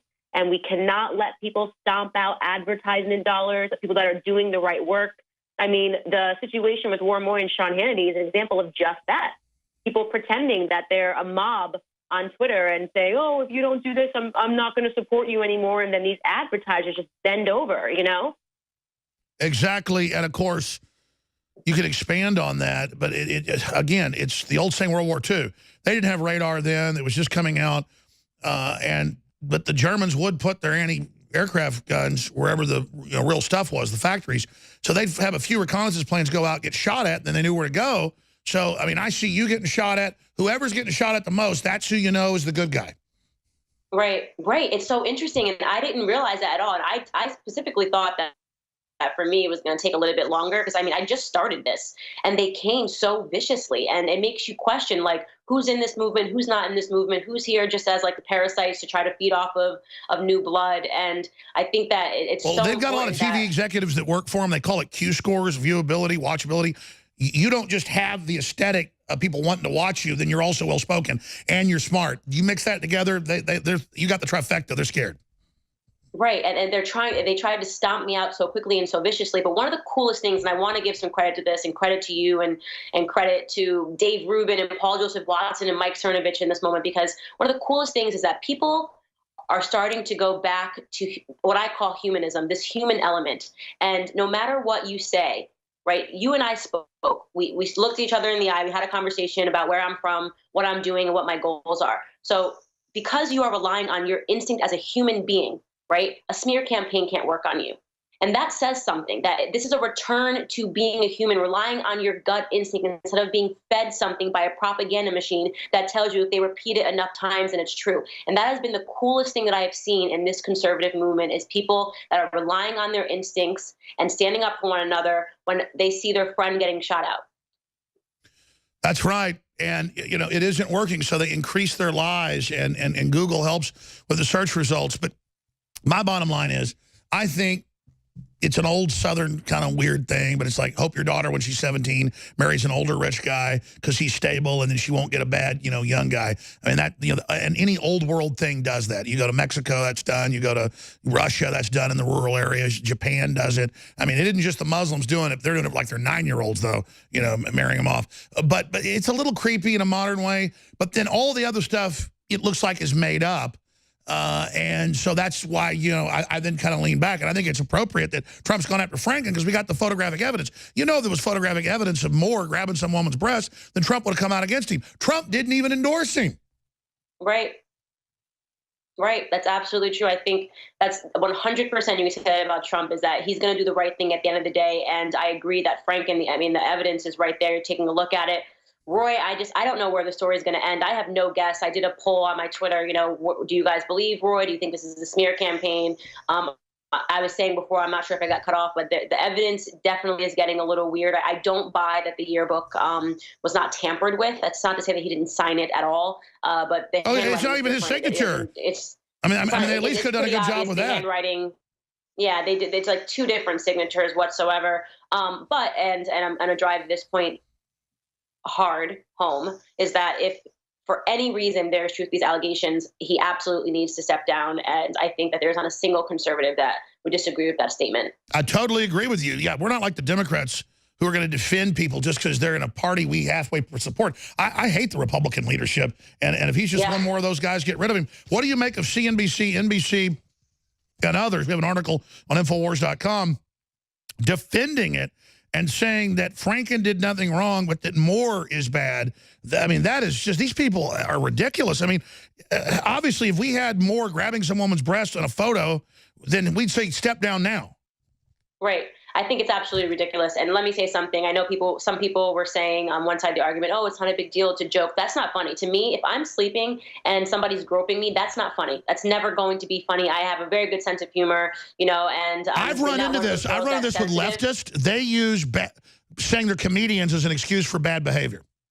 Yeah, absolutely. And it's not an excuse for bad behavior. When somebody is sleeping, there's something that is so incredibly violating about that. The idea that somebody is sleeping and a picture was taken of them. Count Dracula. Presumably someone that they didn't know too well, making a sexual gesture. That is not funny whatsoever. We're not going to pretend that's funny. Well, here's the deal. My wife loves me. Argument. My wife loves me, but I know better than to just grab her in her sleep. I'm going to get slapped in the face. Yeah, same. Exactly. I agree 100%. It doesn't matter who the man is. Least of all when it's a man that's a stranger. It's disgusting behavior. Absolutely. You got to like pat him on the arm a little bit. You awake? What's going on? You don't like just grab even your wife. I mean, it's assault behavior. Just what he did to her behind closed doors. We'll be right back in 70 seconds. She'll be with us a little bit longer. Then I'm going to open the phones up and cover a ton of news. Stay with us. All right, I got a bunch of big news coming up. It's from newswars.com. Pelosi Soros headlined for their so-called resistance meeting and anti-Trump dark money conference. Give you the latest intel on that and so much more. Candace Owens, Red Pill Black, is our guest. Her story's amazing. But just at the time we have left, you know, as much as I get attacked, she gets attacked. Imagine how much good Trump's doing that he's being attacked so much. And I never got to this yesterday, and I didn't get to it 2 days before that. I'm going to play today some of his speech in Seoul, South Korea, because I want to make a documentary out of it, almost, the speech, because you could, like in an hour documentary, show the 30-minute speech, but clips of what he said being true about South Korea and then about North, just the difference of two different countries, the same people, and then one is a total hell and the other is the most productive country in the world, one of the longest living. I mean, it's total upside down world. And it just shows how authoritarianism is a horrible nightmare, and it's only good for a few psychopaths that run it. Candace, what's your overall view on Trump? You think he'll survive? I absolutely think he's going to survive, and I think I could be a little biased. I just came back from hearing Steve Bannon speak. I'm down here at a conference, and I mean, he just lit the room on fire with the energy, talking about how they did it and how they're going to keep doing it. And look, Trump is prepared for this. He knew what he was going into, and he just has the spirit for it. He is a fighter, and he is inspiring the rest of us to be fighters. I had to say, I was sitting there and I was going, I have never felt patriotic in my entire life until this moment, until Trump became the president. Think about how crazy it is that we grew up in a country where we weren't proud to be in this country because that's what our leaders told us was okay, that we had to be ashamed to be American, that we had to open our borders, that we had to sort of get rid of everything that represents the USA. And now this populist movement is alive, and Trump is basically draping himself in the American flag and reminding us of how great this country is. So I absolutely think he's going to survive, and I think it'll get harder, and then it's going to get easier because voices like mine are standing up, and we're not ashamed, and we're going to keep fighting, and we're going to help him. What you just said is so true. It's not just optimism. It's not just empty optimism. It's not just the positivity. It's that we've got the base, the history, and the system to do it and to come together. And the way he goes to other countries that also have the right stuff and praises them and tells the truth, and it creates real unity. I mean, in other countries, even in France and places, they love him now. In Japan, in South Korea, in Russia, in areas of Europe, Latin America, the hype isn't true because they didn't want us to be interested in leaders anymore. They didn't want positivity. They wanted us to kind of just give up and go away and be austere. But you're right. Trump has a fighting spirit that is infectious and is now helping get others with fighting spirits to stand up and who are positive. And the sleeping giant really is rising, and all the screaming and yelling and threatening is the slaves of the brainwashing and those that are brainwashing realizing their time is over. It doesn't mean some utopia is here. It just means, listen, we're not asleep anymore. We are not asleep. You are exactly right. And Trump is an absolute legend. He is a hero in this country. And it's sad to me that there are people that are programmed to hate him. Because if they could be a part of this, if they could feel this energy, this movement, it feels like a fire, like in a belly of a beast right now. And it's coming alive. And even hearing, I heard Katie Hopkins speak this morning, and she was just talking about how they've lost UK. To hear someone who's patriotic about America, that's not even American, telling you what happened to their country, and she's saying, this country is great, okay? Don't let them do to this country what they did to ours. How do you not hear that? How do you not hear the stories of people that have lived through this, that are telling you that we are lucky that we still have our country, but we damn well better fight for it? And that is what people like you and I and many other people that have done this before me, you know, I'm new and just getting here, are doing, and we're not going to stop. Candace, do a little bit more in the next segment with us, Red Pill Black, if you can, because I want to hear about this conference. I want to hear about that excitement because you just lit me on fire. And that's why Infowars plugs into all this, listeners, because we are awake, we are victory, we are fighters as well. That's why this is happening. Candace Owens, Red Pill Black, just set me on fire. I wanted to kick into that again when I talked about the type of person Trump is and how he's a fighter and how he went to Scotland for 6 months, about a year before he decided to run, or before he announced it, and he made the decision not to do it for his family. And then he felt so guilty that he basically envisioned the whole thing winning, how they'd make fun of him, what they'd do, what would unfold. And I was told this by Roger Stone, who talked to Trump about it at length, was the head of his campaign at first. And then later in Politico, there was this whole article about how Trump did it. And it had some of the same stuff from Bannon and others about what Trump, did. And he's very fatalistic. That's why he'll walk without the Secret Service, and he just says, I don't care, stand down. And he doesn't want to die, but if somebody kills him, then he knows we'll win even bigger. He's something else, folks. I mean, Trump's the real warrior, the real deal. And I'll tell you, I know the other behind-the-scenes stuff. He's not a racist. In fact, it's the opposite. And I'm not going to be patronizing about it and say Donald Trump really likes black people, but he does. Because he likes people that are optimistic, energy, strong. He loves everybody. Unless you're trying to dominate him, then he wants to dominate you. And who he wants to dominate is the bullies. He wants to set America loose, folks. And he got screwed over. His dad came from nowhere. Their family had to fight in New York in the middle of that with the mob and everything to be builders, and they won. You don't think they didn't do some stuff behind the scenes to let folks know to leave them alone? I mean, the Trumps are fighters, folks, and the globalists are scared of him. It's real. Does it mean he's not co-opting them? Does it mean he doesn't do everything perfect? He's getting the best done he can, and that's why they're so scared. And I'm not going to go over all the accomplishments, but you just set me on fire there. Spend a few minutes about this conference, hearing Bannon speak, who this woman was you saw speak, talking about what other countries are like. Because let me tell you, you go to some other countries, folks, especially third world countries or other stuff, I mean, you learn real quick what authoritarianism is, what bondage is, what people giving up is. And then you understand, now I see why the globalists bash America so much, because it's got ideas that ever implemented bring down their global system. Doesn't mean we don't have sins. Doesn't mean we don't have big problems. The difference is we've had these experiences together, and we've got an idea that Martin Luther King talked about that is the American dream, that we ever really realize it is unlimited. Just 10% getting realized made us the richest country in the world. We had half the world's wealth until about a decade ago. And it's because we were creating the wealth. So get back into this conference, who you heard speak. Give us the details, Candace, Red Pill Black.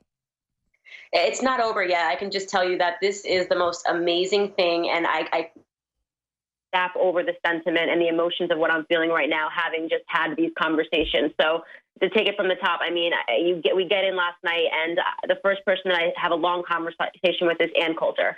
And I'm just telling her, like, you're amazing. I have read all of your stuff. I came from the left, now I'm on the right, and I'm telling her I'm getting attacked. And she just instills that confidence, face to face. She says, you know what you do? You punch back and you keep going. And you keep doing what you do. You punch back and you keep going. And that has been the mentality and the theme of this counter resistance, which is it's David Horowitz event. He does it once a year. And he really pulls everybody that is on the front line, everyone that is getting killed by the press, killed by people in the community that are lying about them, smearing them when they're just trying to do the right patriotic thing to do for this country. Katie Hopkins, if you don't know her, she's a British reporter. She's huge, absolutely massive. She writes for the Daily Mail. She's the one that writes all those pieces. And her speech, I mean, I almost brought tears to my eyes. I mean, everyone was on their feet, just a round of an applause, standing ovation for her. She was so funny and so quirky in the way that, only the Brits can do. Milo's going to be speaking. Anne's going to be speaking. Gavin McInnes up there. I mean, I don't think I've laughed harder. He's like, he could be a stand-up comedian. And he's just talking about. Well, he used to be a stand-up comedian. He got banned. He got blacklisted because he became a libertarian. Yeah. Well, and he's just telling the story about how he was at the deplorable and he just punched somebody back, and that is symbolic of what it is that we're talking about. It is, and they can't stand the fact that we're finally punching back. Yeah, they don't know what to do, and he says that. He says the person made a face, and they just couldn't believe it, Alex. They couldn't believe that they were getting punched back, because for so long they have just been the bullies, and they have been punching us, and they've been saying, this is what you are. They tell me you're a coon, you're an Uncle Tom, you're a doxer, you're this and you're that, and I'm saying I'm not going to take it sitting down, okay? We are the counter resistance. We are here, and Steve Bannon, when he talked about Trump and his fighting spirit and how he met him, and everyone here is telling their experiences. There's a double amputee who is, I believe, the congressman in Florida. He fought for this country, lost his legs, and now he's a congressman. And he is talking to us, telling us about how patriotic he is and how he wants to help this country. And meanwhile, Colin Kaepernick is on the cover for GQ. Okay, he's on the cover for an outstanding. And it looks so stupid when you see the covers with Colbert and all of them propped up. It's embarrassing. I wouldn't be on the cover of GQ if they asked me now. I wouldn't take a Peace Prize now. It's all they don't get what jokes they are. It's such a joke. But when you look at this guy who's got 2 prosthetic legs and he is still fighting for this country as a congressman, and you feel the energy in that room when he spoke. Okay? And by the way, he's the same congressman that went in when they wouldn't put up, even 3-4 months in, Trump's picture at the VA in Florida, remember?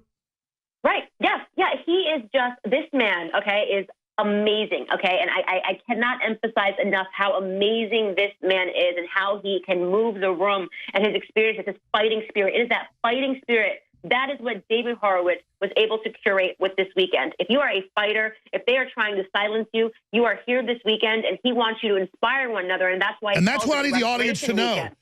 And I know they're not doing it, but you can't go to sleep. And I know you're not meant to fight politics every year, every month. But this is the big global turning. This is every bit of energy we put in now goes on for thousands of years.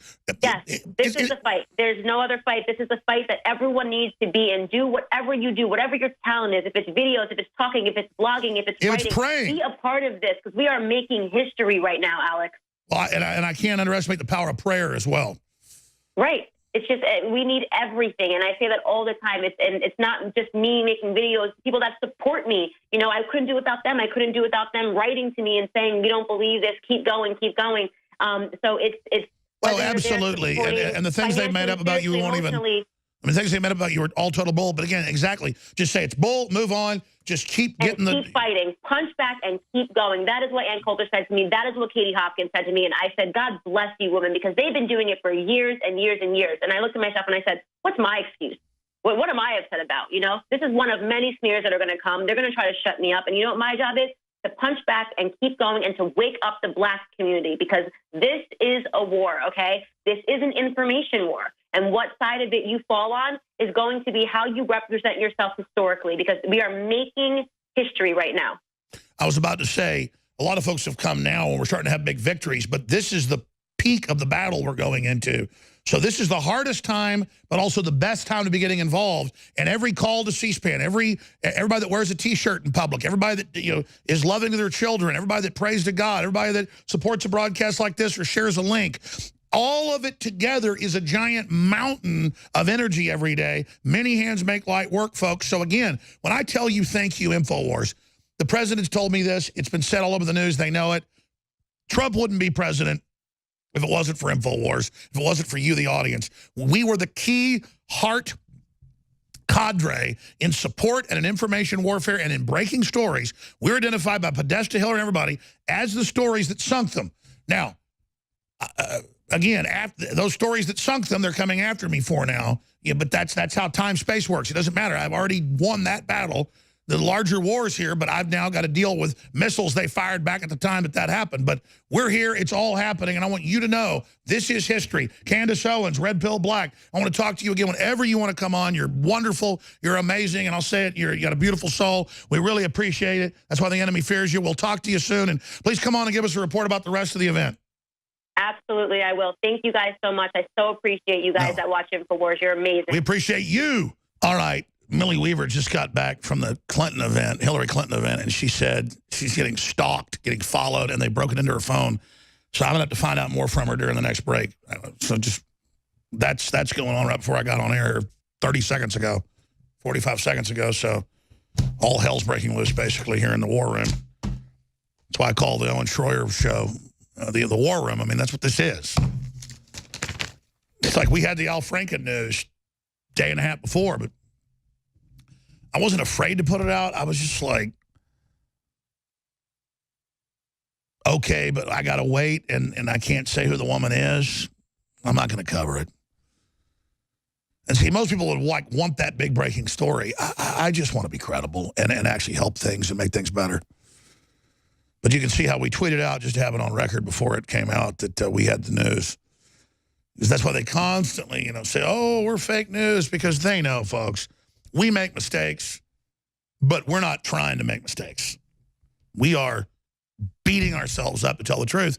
And not because we're Mr. Goody Two-Shoes, man. We want to have integrity.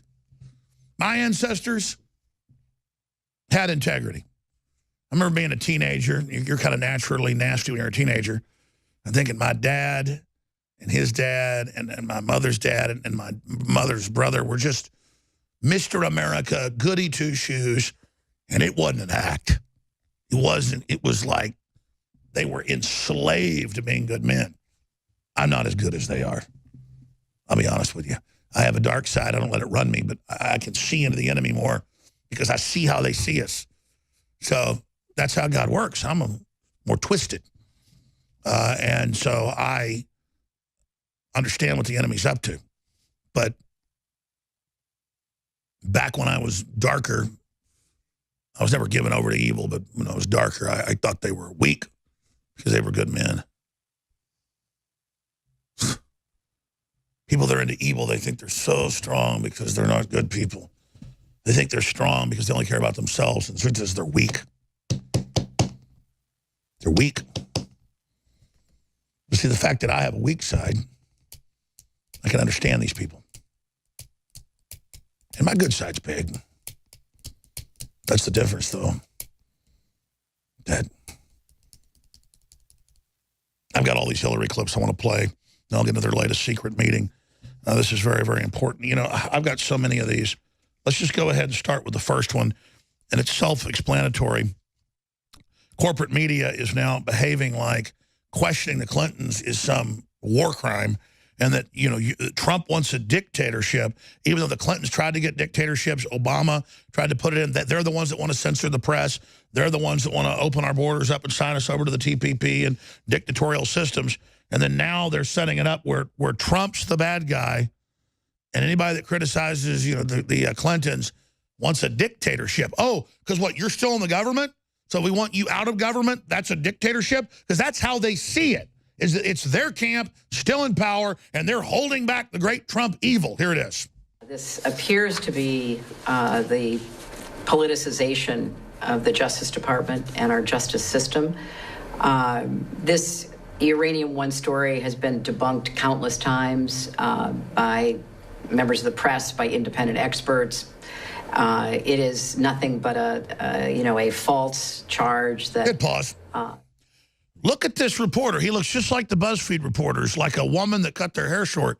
And I'm not being mean, but they're all like little skinny zombies you've never heard of, because that's who slime bags like Hillary want to be around. They don't want to have real men around them. In fact, they've had mainstream news articles saying, and psychiatrists have pointed out that Hillary always wants really ugly people around her because she's ugly too.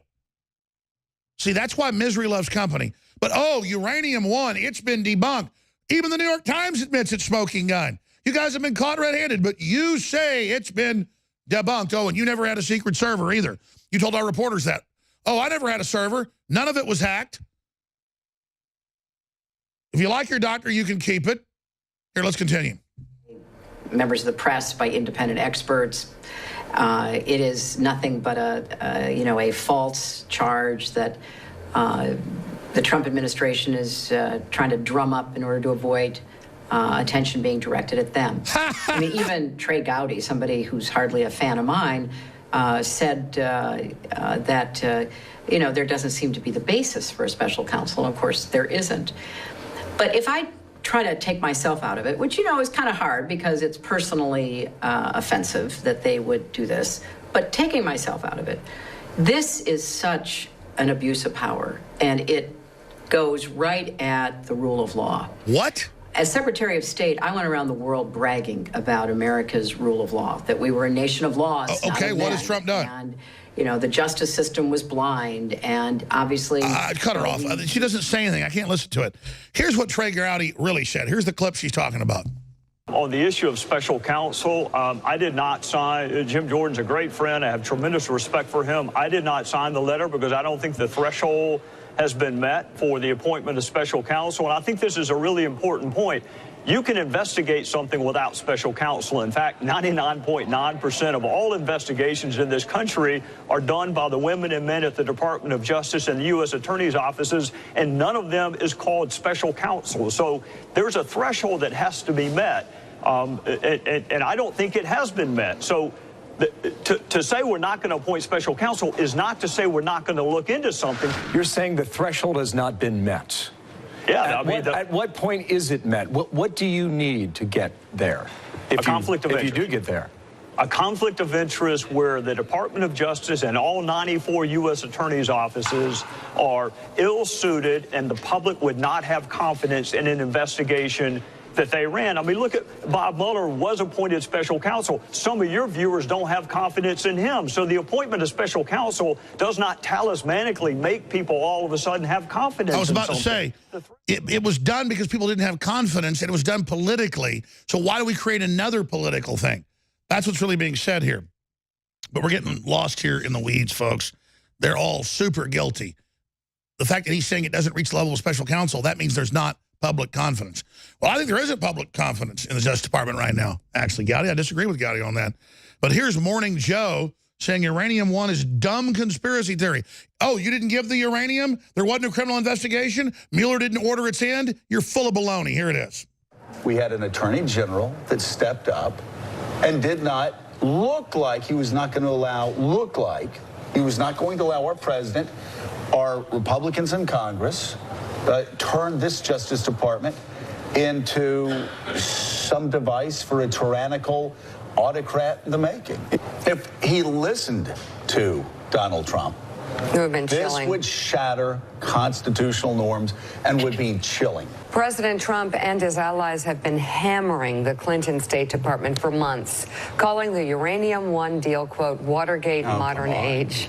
It's also been covered virtually wall-to-wall on Fox News. Sam Shep actually just... It's incredible. Shep undercut this entire conspiracy theory, and it is the clown conspiracy theory, because again, you had all these agencies that had to sign off on it. This wasn't Hillary Clinton saying, give me money and I'm going to take care of this. Yeah, there was 9 agencies she controlled. Criminal investigations they ordered killed. Gosh almighty. I mean, uranium deals, secret deals, transfer deals, and then you're talking about Donald Trump Jr. trying to meet to find corruption on Hillary. That's Russian collusion, but uranium transfers aren't, and them buying off politicians. We'll be back. Stay with us. All right, Millie Weaver just came in here. They just got back from Hillary Clinton's visit to Austin, Texas. We got other reporters going to her Dallas event. I'm sure they know that. Her stupid book tour of her failure of a book. What happened? You happened, lady. People woke up to you.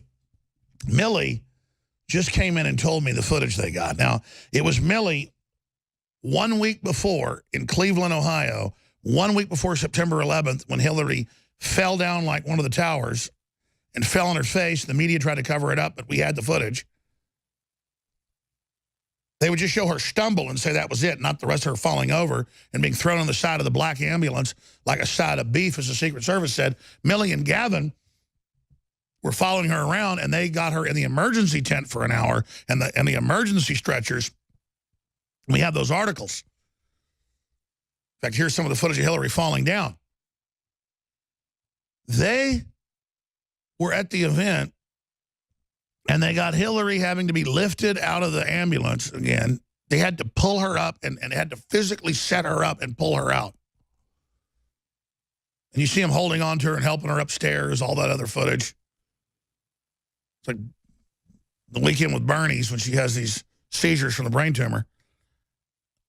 And again, we're not supposed to know that information. You know, there's federal laws on medical records. So I just had a CIA source say that that should be looked into. The point is that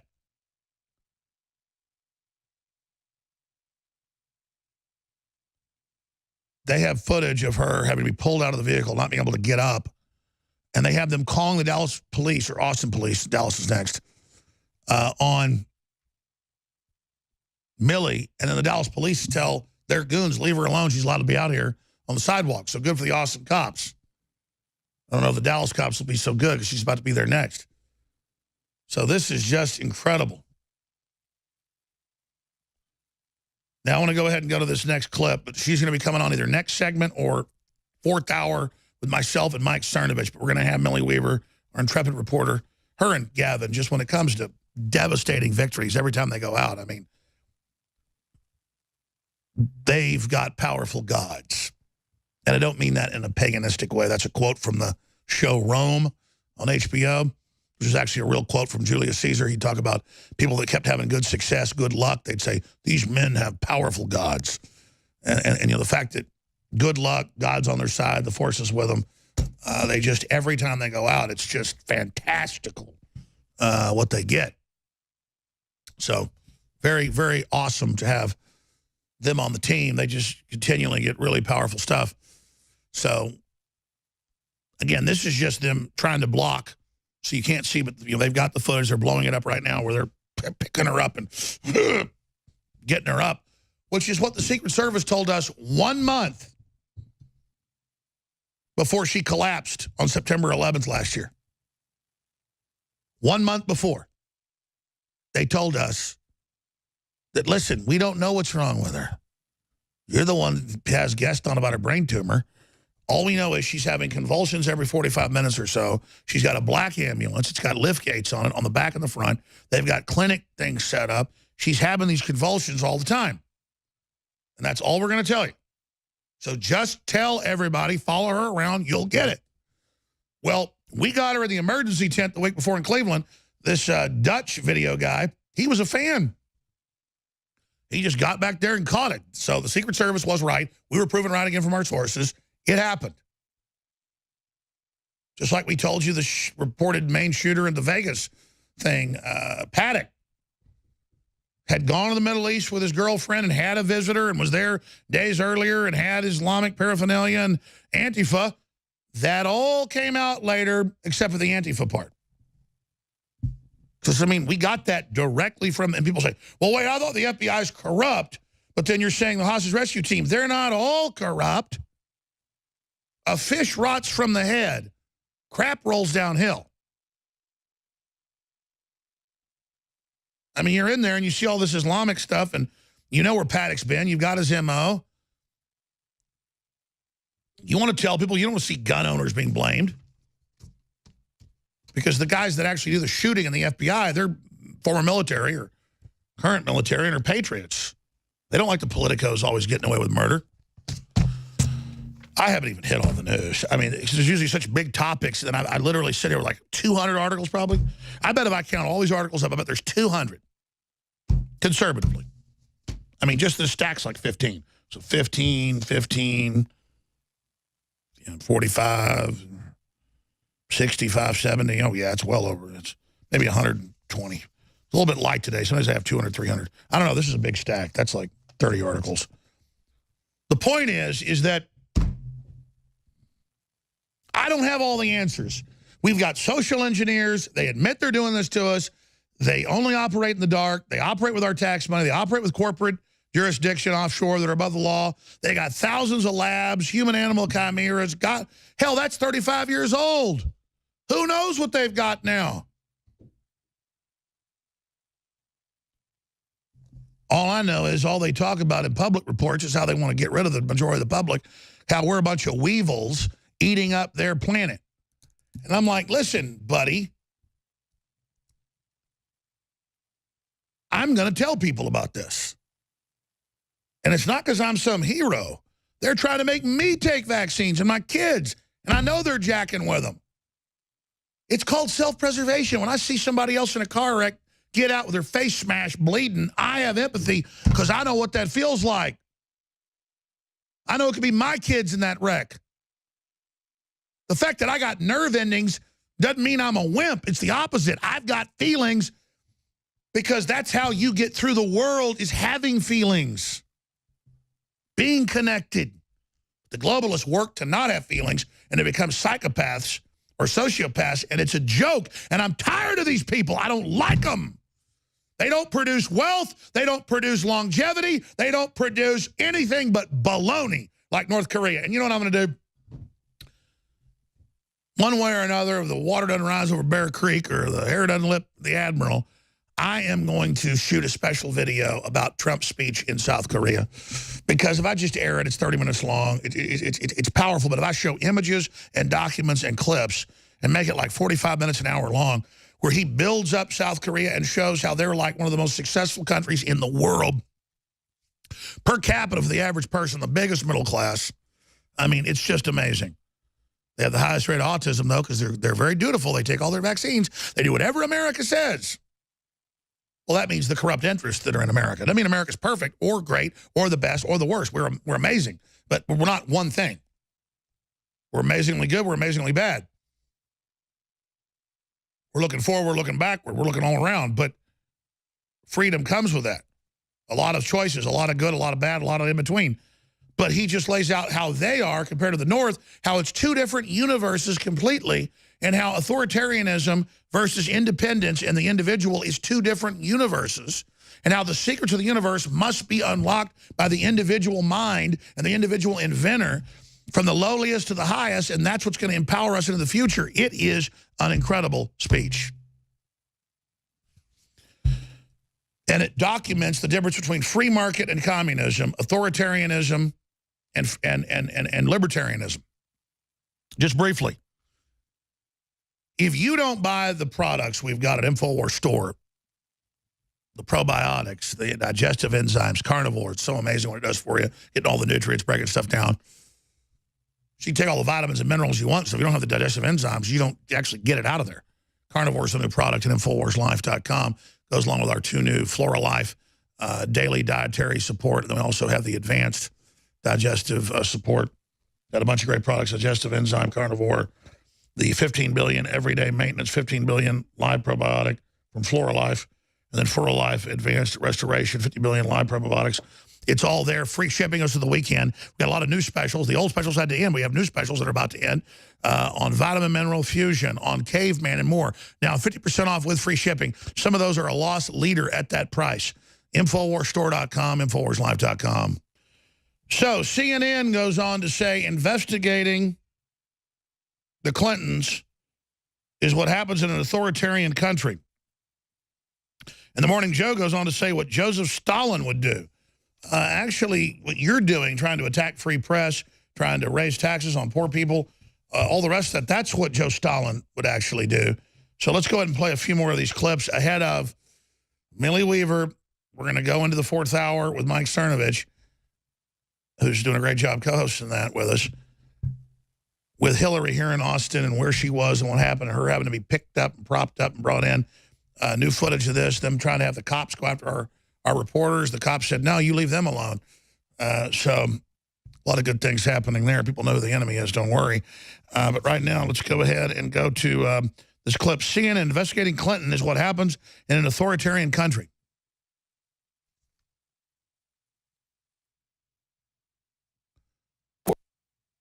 Now, we've got some technical problems here. Let's stop it. No big deal to have that occasionally happen.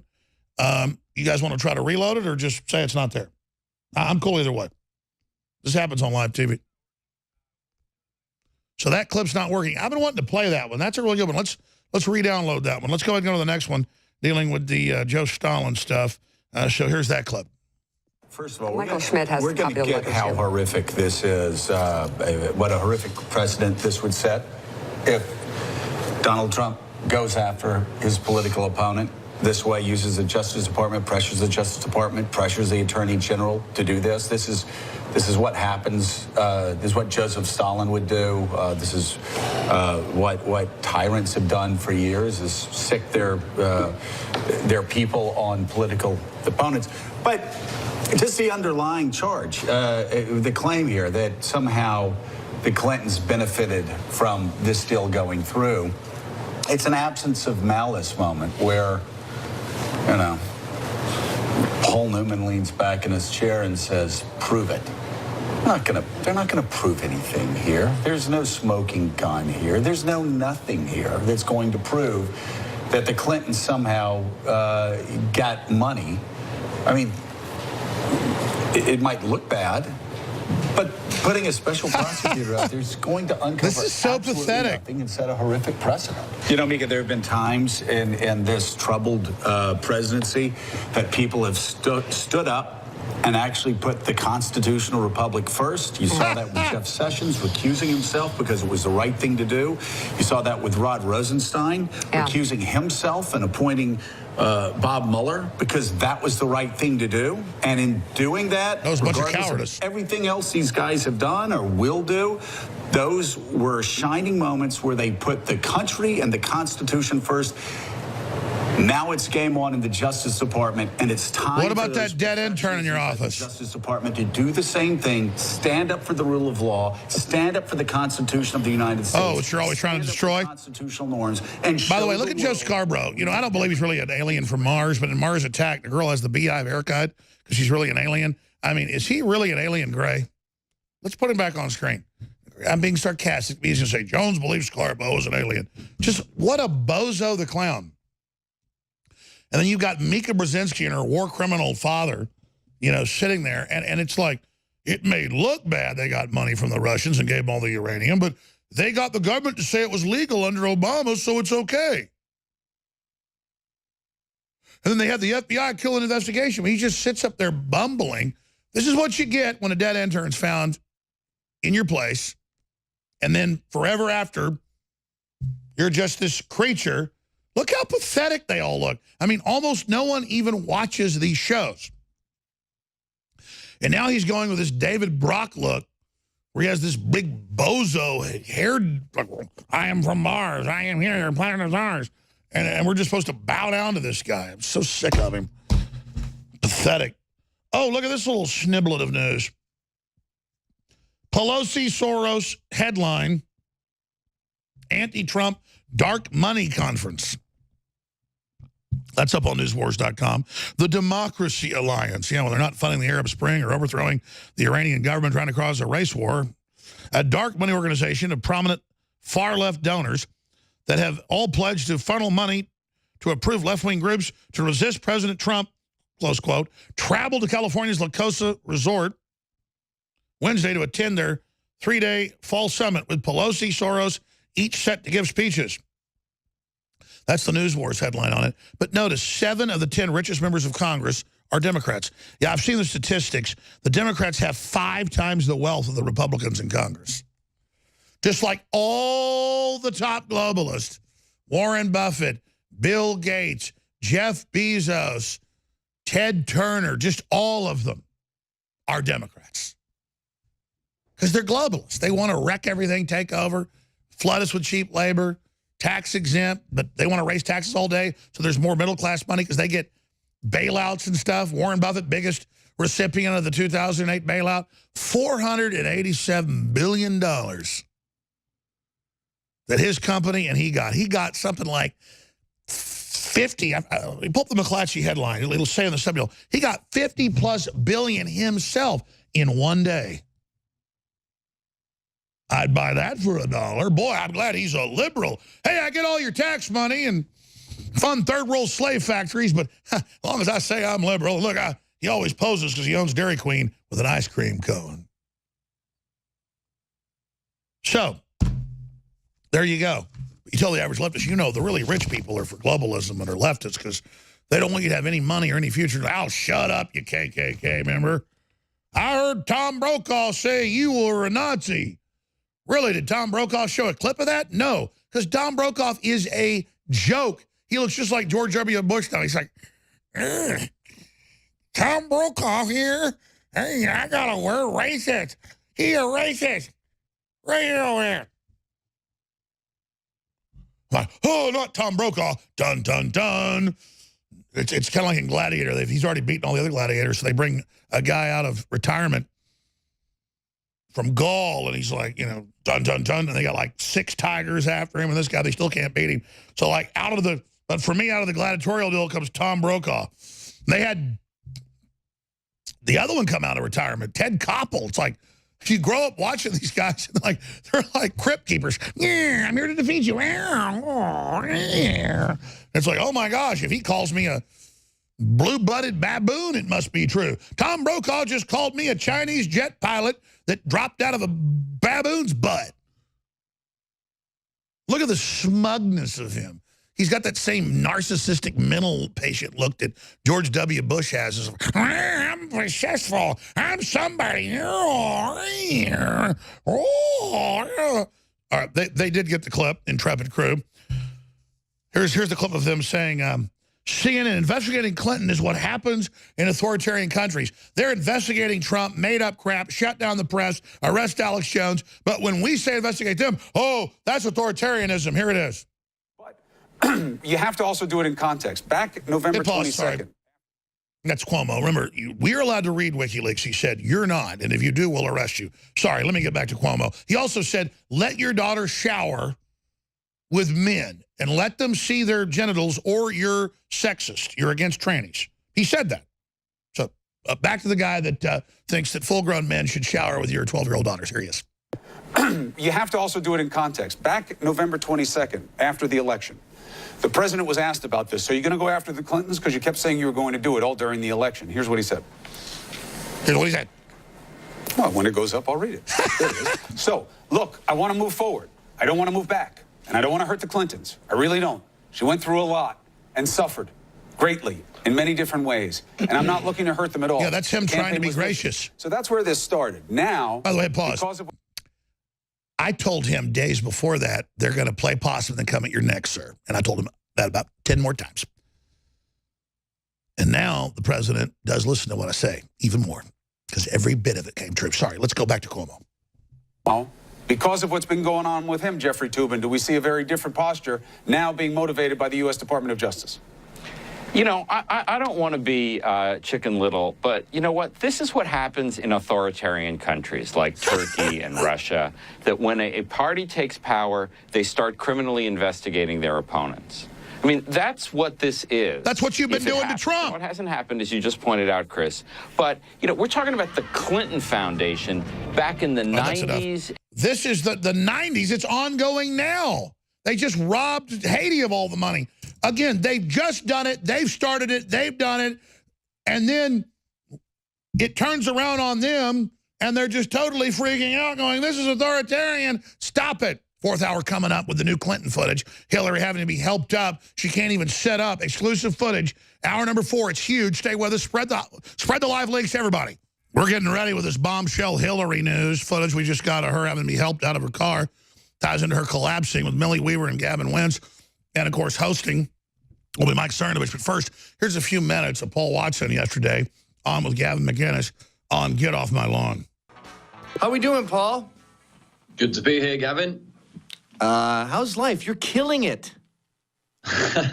It's not too bad. I've been trying to spend more time on YouTube recently. Spend more time on scripting videos especially, and less time on Twitter, which is very addictive, but I'm trying to get away from Twitter a little bit. So I put this video up last night because I thought it was quite apropos with what's going on with the whole sexual abuse scandal fallout, because it seems to be being conflated by the media and by the left. I'll give you an example. The last thing I saw on Twitter last night was a headline out of Fox News. Steven Seagal accused of telling actress to sit on his face in 1991.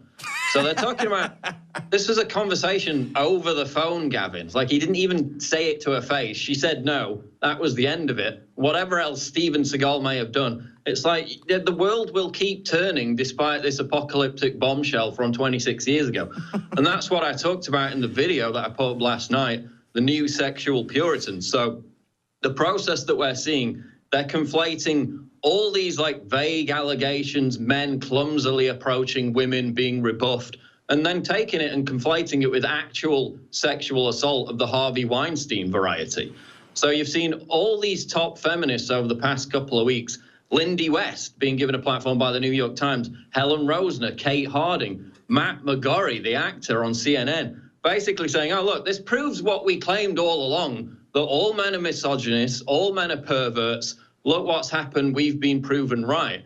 So they're taking it, twisting it, and hijacking it to try and resurrect third-wave feminism, trying to resurrect this misandric belief that all men are perverts, again, to fulfill their own agenda, which is, if you read the articles, the only way you can atone, Gavin, for being a misogynist and a sexist is to adopt all our far-left political beliefs. Well, isn't that a coincidence? Yeah, well, it's ultimately about power, right? It's about telling you how to have sex, what you can and can't do. And I think that's why they embrace Islam, because the jihadists are saboteurs. So they're going to burn your house down, metaphorically and maybe literally. And then once they've sabotaged culture, then I can get in there and I can dictate everything, including how courtship works, how all men behave, what men say.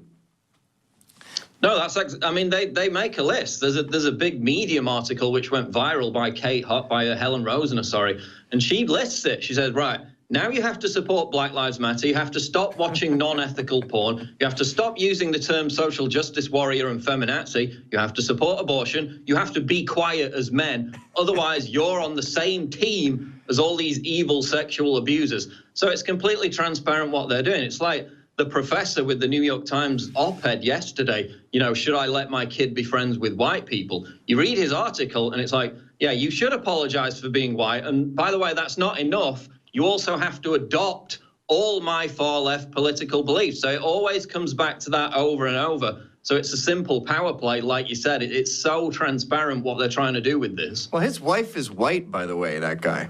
Yeah, so half of his friends are white as well. Yeah, he's clearly friends with whites. Well, every time you argue with feminists about this, they always say the same thing about all the fake allegations. And again, it's becoming a challenge here to separate all the stories, because we sound like we're rape apologists here. Yes, rape is bad. That's why we have the cops. Go to the cops. Even sexual assault, go to the cops. Anything untowards and it's illegal, go to the cops. Otherwise, I don't know, you didn't like the way someone spoke or you felt uncomfortable. If it's not illegal, get over it. You know, we all have. But the one thing these women keep saying is, why would they lie? Why would they exaggerate? Why would they want to put themselves through that? And I say, because I can give you a bunch of examples like Jamie Peck, who built her career on criticizing Terry Richardson. All right, folks, we'll be right back. That full lengthy interview is posted at Prison Planet on YouTube and at Infowars. Stay with us. We'll be back with the latest on Hillary Clinton, Mike Cernovich, and more. Stay with us. Okay, Mike Cernovich is co-hosting with us in this fourth hour. We're getting him connected right now. The footage you're about to see is really important because we're going to have even more footage. This just happened like an hour ago. Millie Weaver and Gavin Wentz, the camera guy, both of them intrepid reporters, just got back to the mothership here in Austin, Texas. Hillary was here in Austin today. Millie Weaver, our reporter, will give you the details. She's also going to be up in Dallas now. And we first got the reports from the Secret Service last year that Hillary was having convulsions every 45 minutes and had a black ambulance, and that we should tell our listeners and everybody else to follow her around and get her on video. That she had a medical tent as well. Well, a couple of weeks later, Millie and Gavin in Cleveland, Ohio, caught her in a medical tent for an hour, emergency stretchers, people running through. We have that video.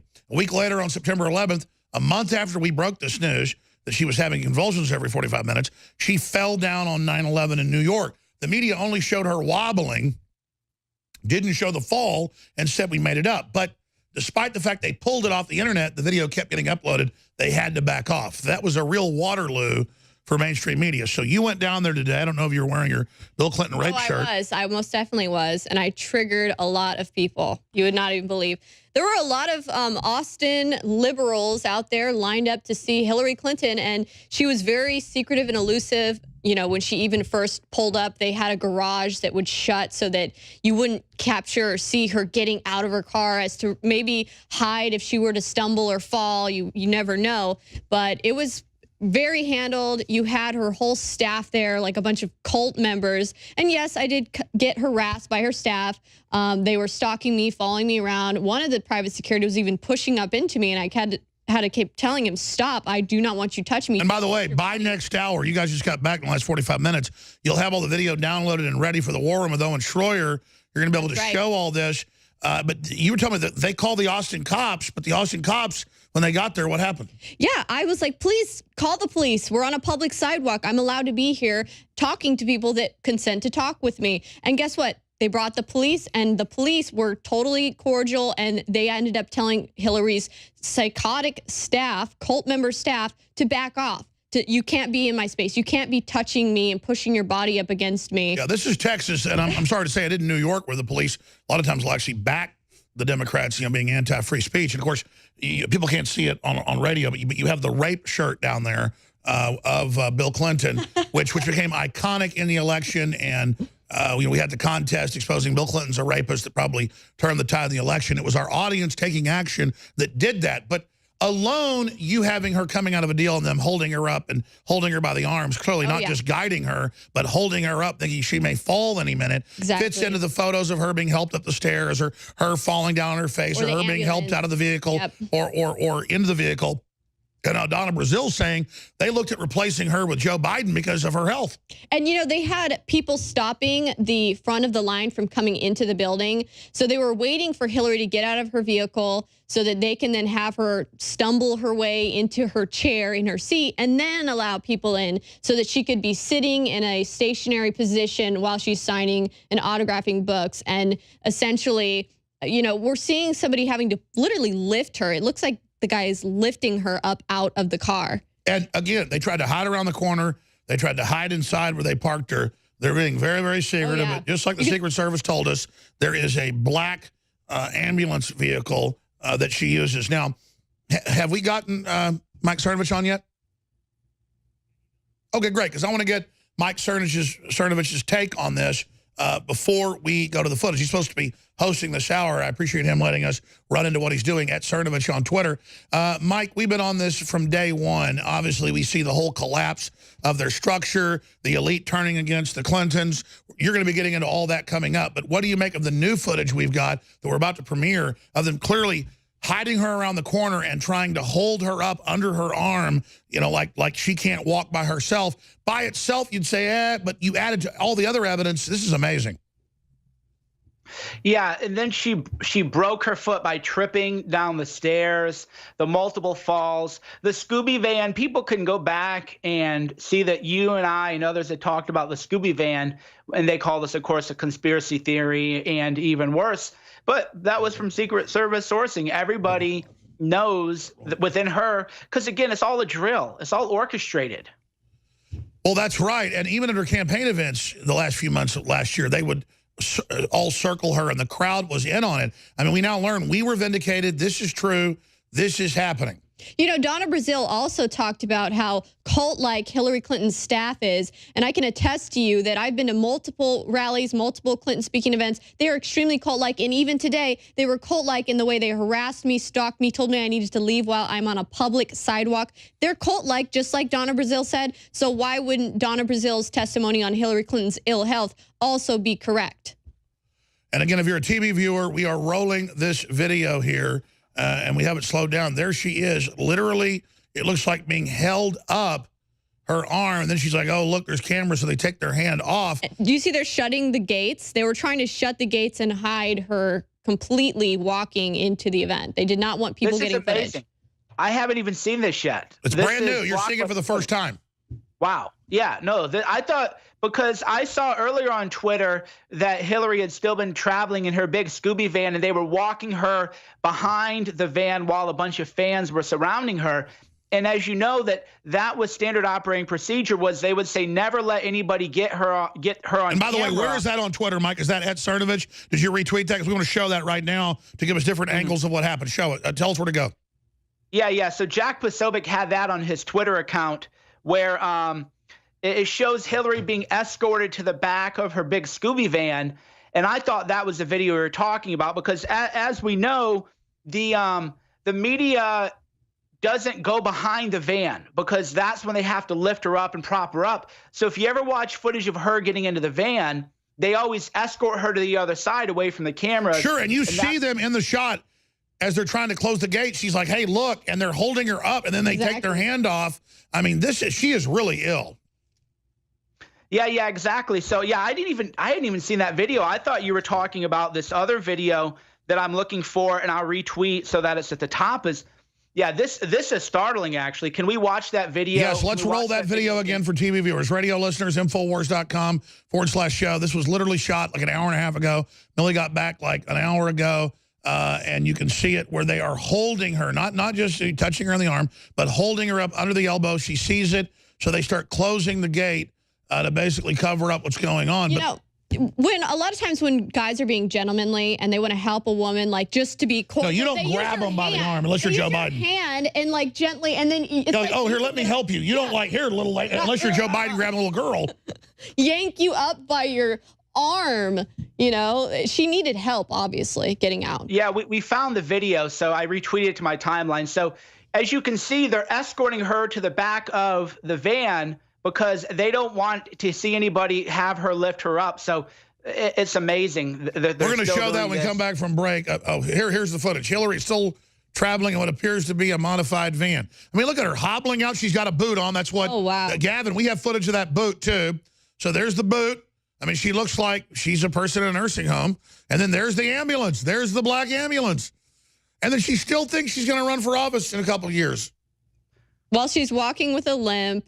Donna Brazile even came out saying she has ill health. Well, Mike Cernovich, great job, Millie. I'm going to let you get all the new footage ready for the War Room coming up in about 45 minutes, but I want you to be able to take over. Well, what else is coming up, Mike Cernovich?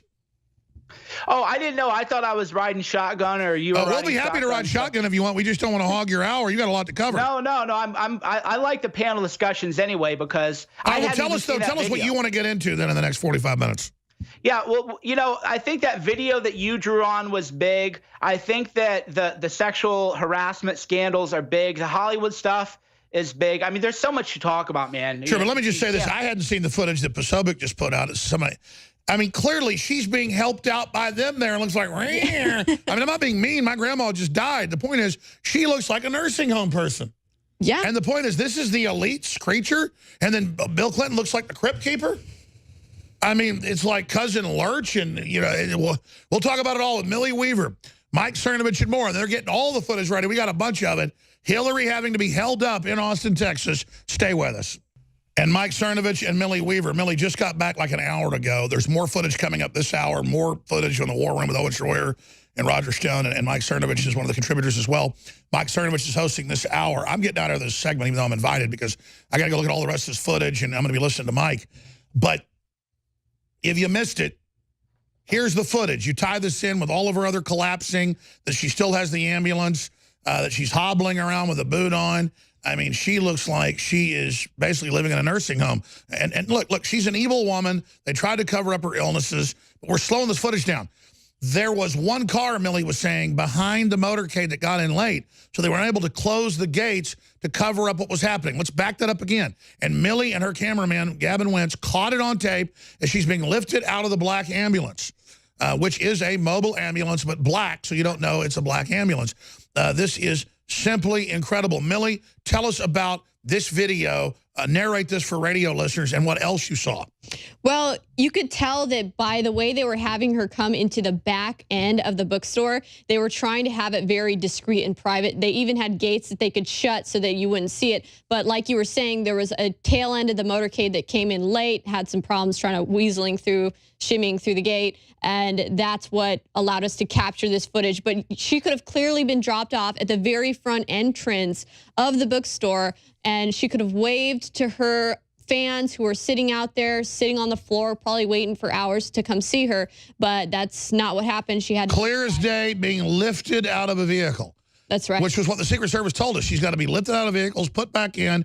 That was over a year ago. Then she fell down a month after we were told.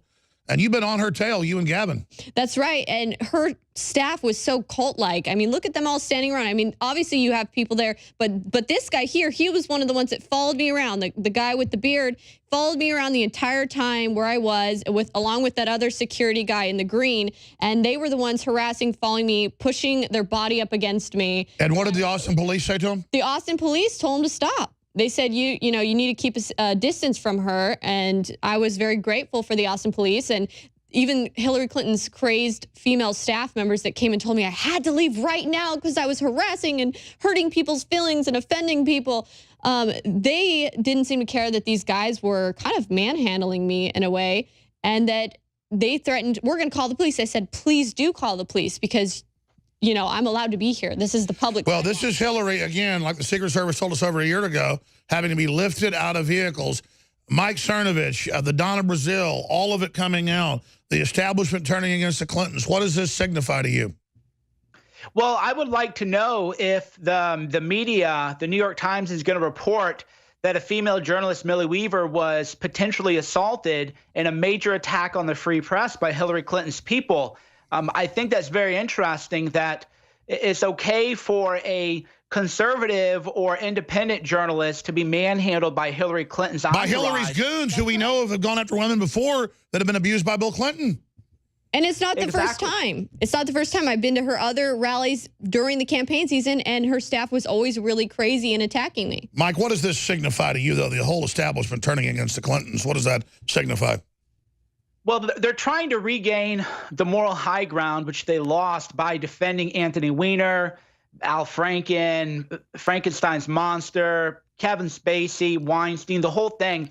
And they know that they realized, hey, we can't falsely accuse right-wing people of stuff if the real accusations against our people aren't addressed either. So now they're going, well, Bill Clinton, he's old, he's senile. Hillary Clinton, she has Parkinson's, or whatever. Donna Brazile, by the way, confirmed again, I've never gotten an apology, confirmed that doctors who liked Hillary were actually emailing about her health. But again, the fake news media doesn't want to cover that. Well, sure, they fired one doctor that went public and said, listen, I'm not against her, but, this lady's got serious medical problems. Yeah, Dr. Drew lost his whole show. Remember that? I mean, the cover-up. It really shows how high the cover-up goes. Is Dr. Drew, very popular. He's a liberal, by the way. He's not one of us. And he just said, wow, there's something wrong here. Boom. Show canceled. The machine, that's what they would do to protect the Clintons. But the Clintons aren't giving up, and their minions aren't. So when you've got an immovable object comes into the unstoppable force, you get explosions. Exactly. But now that the Clintons lack power, they're saying, well, we'll just throw Bill Clinton away because he can't raise money for us. Even Senator Gillibrand, she goes, oh, Bill Clinton should have been removed from office after the Monica Lewinsky affair, which, by the way, no, he shouldn't have. I mean, so she's now basically agreeing with the impeachment. Right. Even though she was with him all last year, raising money, cha-cha-ching. Well, right? Bill Clinton was actually impeached for lying. He was impeached for lying. It wasn't the act, actually, of having... Yeah, no, it was consensual with her. I don't think that was an issue. It should be an issue with Christian voters or whatever. They cover up consensual sex like it's the raping or pedophilia. No, it's not. But then they don't want to talk about the actual cases like, Kathleen, Willie, and... Exactly. So let me ask you this question, and Mike Cernovich. Why are they trying to mix normal sexual relationships in with, like, pedophilia and rape? It's not going to work. It seems like an attack on heterosexual relationships in general, an attack on the family. Now, what do you think, Mike? I think that's what it is. Yeah, well, I've said this before, too, and I know that it resounded because the Southern Poverty Law Center was really upset. As I said, the reason that they're attacking us is because they want to attack the nuclear family, and that is why they were trying to destroy us whenever they can. They want the degeneracy, and also what they're trying to do is they want it, and the Washington Post did this. Let's re-examine the Roy Moore story. If WAPO had only run one story where a 14-year-old girl accused Roy Moore of what he did, I think I would have believed it, actually. But it was all packaged, targeted, ready, and a bunch of it's been proven to be fake. Yeah, and then they go, oh, and there was an 18-year-old, and then the media lumped them all in as accusers, right? So watch the trick the media did. The media goes, 4 women have accused Roy Moore. Well, no, they didn't. And if you go on a date with if an 18-year-old girl says, I went on a date with the guy and we had an ice cream cone and he never did anything. That's not an accuser. That's not an accusation. There's nothing wrong with that, right? So, but then they go, oh, but I mean, the real deal is, I think it's a little creepy, but it's not illegal. The guy's a stud. Okay, the point is his problem is he wasn't raping him, he wasn't a pedophile. Then he'd be in the club. Yeah, so I wasn't defending him being 32 years old, walking around in a suit at a shopping mall. Yeah, I mean, I think it's creepy, and it's like a creepy Studley guy. But and there could be something real. The point is, if something real comes out, we're going to throw him overboard. The Democrats are still defending, MSNBC, and they're defending Al Franken. But in some of these states, it wasn't illegal to go on a date with someone in that age. Exactly. For me, it's creepy, but is it Harvey Weinstein? No. What do you think, Mike? Well, yeah, and did you notice that Gloria Allred, when she went on the news, she said she wouldn't admit that the signature was authentic. Have you guys played that footage yet? I saw that. I had that in the clip. I never got to it. In fact, we've got that when we come back. Grills Allred over more accusers, and she went on to say she wouldn't say it was real. Yeah, you can see her on video. It's amazing. I can neither confirm nor deny, lawyer speak. Well, Mike, we're going to be watching and gearing up for the next show. I know you're going to be tweeting out a lot of stuff. Big breaking news here. Great team effort. Everybody getting this out. You're taking over. If you want that clip, we have Katie Tur, Grills, Gloria Allred over it, and a lot more straight ahead on the other side with Mike Cernovich. I'm Alex Jones. Stay with us. And we're back. Mike Cernovich, Facebook.com/Mike Cernovich is where you can find a lot of great videos. Today, by the way, 40th birthday. Happy birthday to me. But even though it is my birthday, in this war against the globalists, we don't get days off. So I'm actually going to a wonderful trip. I'm going to leave right after this, actually. Take a great trip, have a nice weekend away. But you all are too important for me to not be with today because I'm not always able to talk with you on Fridays because I just wrapped up production on a big film. Everybody's so busy. That's the thing is we do live in a golden era of media and journalism. I right now am sitting on a bombshell story that will rock the halls of Congress that I'm working on. I'm here talking with all of you. We're building a big film that I was doing. That's in post-production. Alex is building the studios out. And this is why the support from all of you is so important and why the product specials matter so much, because there are no outside advertisers for Alex. There's no outside advertisers for me. This is all 100% listener funded. And a lot of people don't get it. I hear from people in right-wing media all the time. Mike, I can't make any money doing this. Mike, this, Mike, that. Because Toyota Corolla isn't going to advertise with right-wing media. With the media that tells the truth, you're not going to get Mercedes-Benz. You're not going to get BMW. Keurig, the coffee maker, they even pulled ads from Hannity, right? Hot dog companies pulled their ads from Hannity. You name it. So that's why the support of the listeners are important, but it's a two-way commitment. Right? That's why I'm here on a Friday on my birthday with you, because your support matters. And I thank you for the support that you've given me, the support that you've given the whole Infowars crew, because there are a lot of people who are very grateful for all the support you are giving. And you give that every time you order and you get stuff on auto ship and you buy the products while they're on special, subscribe and save. Caveman True Paleo Formula, that's the product that I always plug because that's the one I personally use. With me, I just don't plug anything, right? I just don't, because I don't plug anything that I don't take. But I know the Caveman stuff is amazing. It's collagen. I've done smoothie recipes before with frozen berries, smoothie recipes with a banana, almond milk. You throw in some Caveman True Paleo strawberry formula with some frozen blueberries and a banana, and you have all the nutrition you need for your joints and other parts of your body. And that's the one that I think is the best.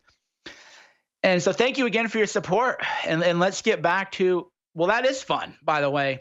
I'm actually publishing an article today, 40 life lessons when I turn 40, which is kind of like cliche, but it's kind of cool. Those things tend to go viral.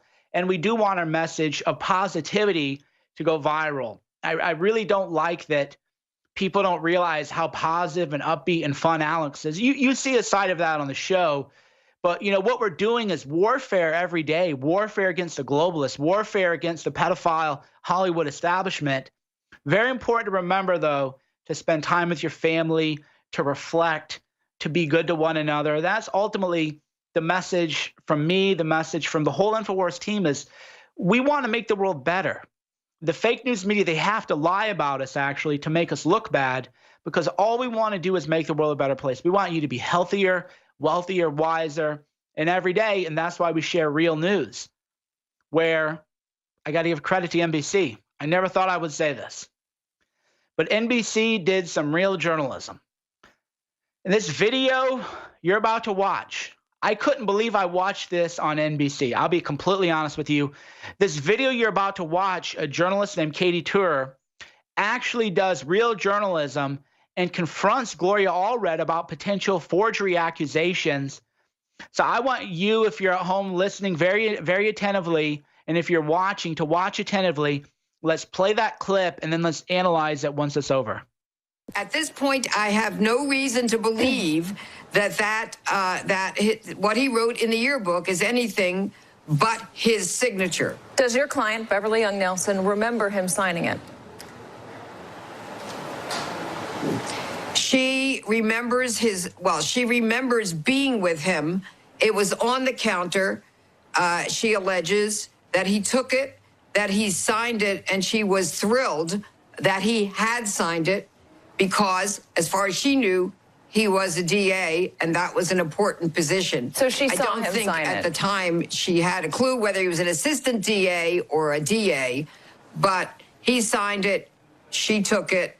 As far as she knows, I mean, there's no reason for her to think it's anything but his signature. But did she see him sign it? You know, I haven't asked her if she saw him, but we did describe what happened that evening in question, that what she alleges was that she put it on the counter, that I think that he asked to sign, or that he did sign it. That's all. I ask this because it seems like you're not 100% sure that it is his signature. And if you're not 100% sure that it is his signature, why would you show it at a press conference? Well, why does anybody doubt that it is his signature? Well, Roy Moore's campaign is saying, and Roy Moore himself is saying, it's not his signature.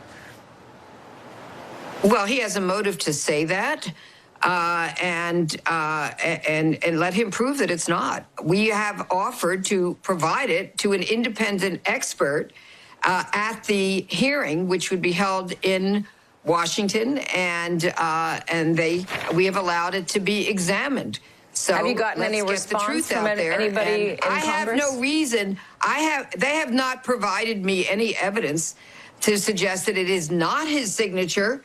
All they've done is make this bold assertion that it's not, but they have not provided any evidence whatsoever to support their assertion. Of course, they have a motive to make that assertion because he is denying. First, he denied even knowing her. Then he compounded that or confused that whole issue by saying something to the effect that, oh, well, she appeared before him in a divorce case, and apparently that does not appear to be accurate either. Wow. I'm telling people, if you want to witness a master class in deception, how to spot a liar, just watch that video with the sound on and then the sound off. Can you say, Katie Tour? By the way, all credit to Katie Tour. I don't do this very often, but I always believe that we should give, because that's integrity. I always believe that as hard as I am on the fake news, I don't have a problem with real journalism. I have a problem with fake news, and I tip my hat to Katie Tour there. That was a master class in exposing a liar. Gloria Allred would not defend her client. So I don't know what to say. I'll tell you this, 100% confession, my confession time, a story I got wrong. When people told me that yearbook signature was fake, I'm going to tell you right away that I told people, guys, that sounds like a conspiracy theory. I don't believe it. Leave me alone. The idea, maybe I'm just naive. The idea that they would go to that length to forge a signature like this, right? So you can read my tweets where I told people that I believe the yearbook was authentic. I told people that I thought it was a conspiracy theory to doubt it. And now I'm the one who looks like the fool. But you got to own your mistakes in life, and I own that mistake. I accused a lot of people of spreading conspiracy theory about a forged signature. But Gloria Allred right there confirmed the conspiracy theory. She's the one who won't stand by her client. This is her client. She doesn't trust her own client. She doesn't believe it's true. She's hedging her bet. So Gloria Allred is now the person who has cast that entire signature into doubt. And that really goes to show the real problem of fake news. They had me conned. And I spot fake news for a living. I'm doing a documentary on fake news called Hoaxed. Even with my great ability to spot media hoaxes, even I, Mike Cernovich, fell victim to the con of the fake news media and that forgery. So that goes to show, I don't know how much can you trust on the news. Probably none of it. But you can trust Infowars.com.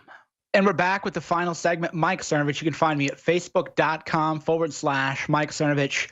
Here to talk about, and we'll call this segment, how Congress covers up sexual misconduct, sexual harassment, and sexual assault by its members. This is very, very disturbing stuff that I'm about to break a big story on, probably Monday. We'll see. It's a very big story. Everybody in Congress is going to feel it. It'll be on the level of the Susan Rice story. So stay tuned for that. But what I've been learning is that if we click onto Reed Wilson had a tweet where the Congressional Office of Compliance releases a year-by-year breakdown of harassment claims and settlements. So we're going to take a look at this chart. And for those of you just listening in, excuse me, for those of you listening in, we'll just read it to you, and those of you at home can watch. There is a star chamber designed to completely silence victims of sexual misconduct by congressmen. So it's called the Congressional Office of Compliance. Now, under federal law, any complaint a staffer makes against a congressman or congresswoman, it has to be kept confidential. It goes to this very quiet little star chamber where you don't have any due process of law. Government attorneys bully you, berate you. They do anything they can to keep quiet. And then if they settle the lawsuit with you, under federal law, it would be a violation of federal law for you to go public with this. So what are they hiding? Well, we're about to reveal a lot of this, because when I found this chart where they talked about the number of settlements every year, there was one year, I believe, there was something like $4 million in settlements. I can see if I can pull the chart up real quick, because the numbers are startling. In 2007, 25 sexual misconduct cases were settled, $4 million. In 2002, 10 were settled for $3.9 million. And then in other years, you have $400,000, $800,000, $806,000. Big numbers. Now, we, the taxpayers, are paying this. This should be a way bigger story. As bad as Al Franken's video was, maybe some people could say, well, it was a joke. Do I agree with that? Look, I've said a few things trolling that I shouldn't have said. I'm not going to cast a lot of stones. But this is not a joke. This is taxpayer money being paid out for the misconduct of members of Congress, many of whom are multimillionaires. They're using taxpayer money to seduce women, and then when the women complain or when they're not being seduced, when they're actually being harassed, our money is paying them to go away, and it's all silent. So we have to get this out there. So what I've done is, and it's my pen tweet right now, I'm offering a cash reward for a list of these settlements. So I have said that I will give $10,000.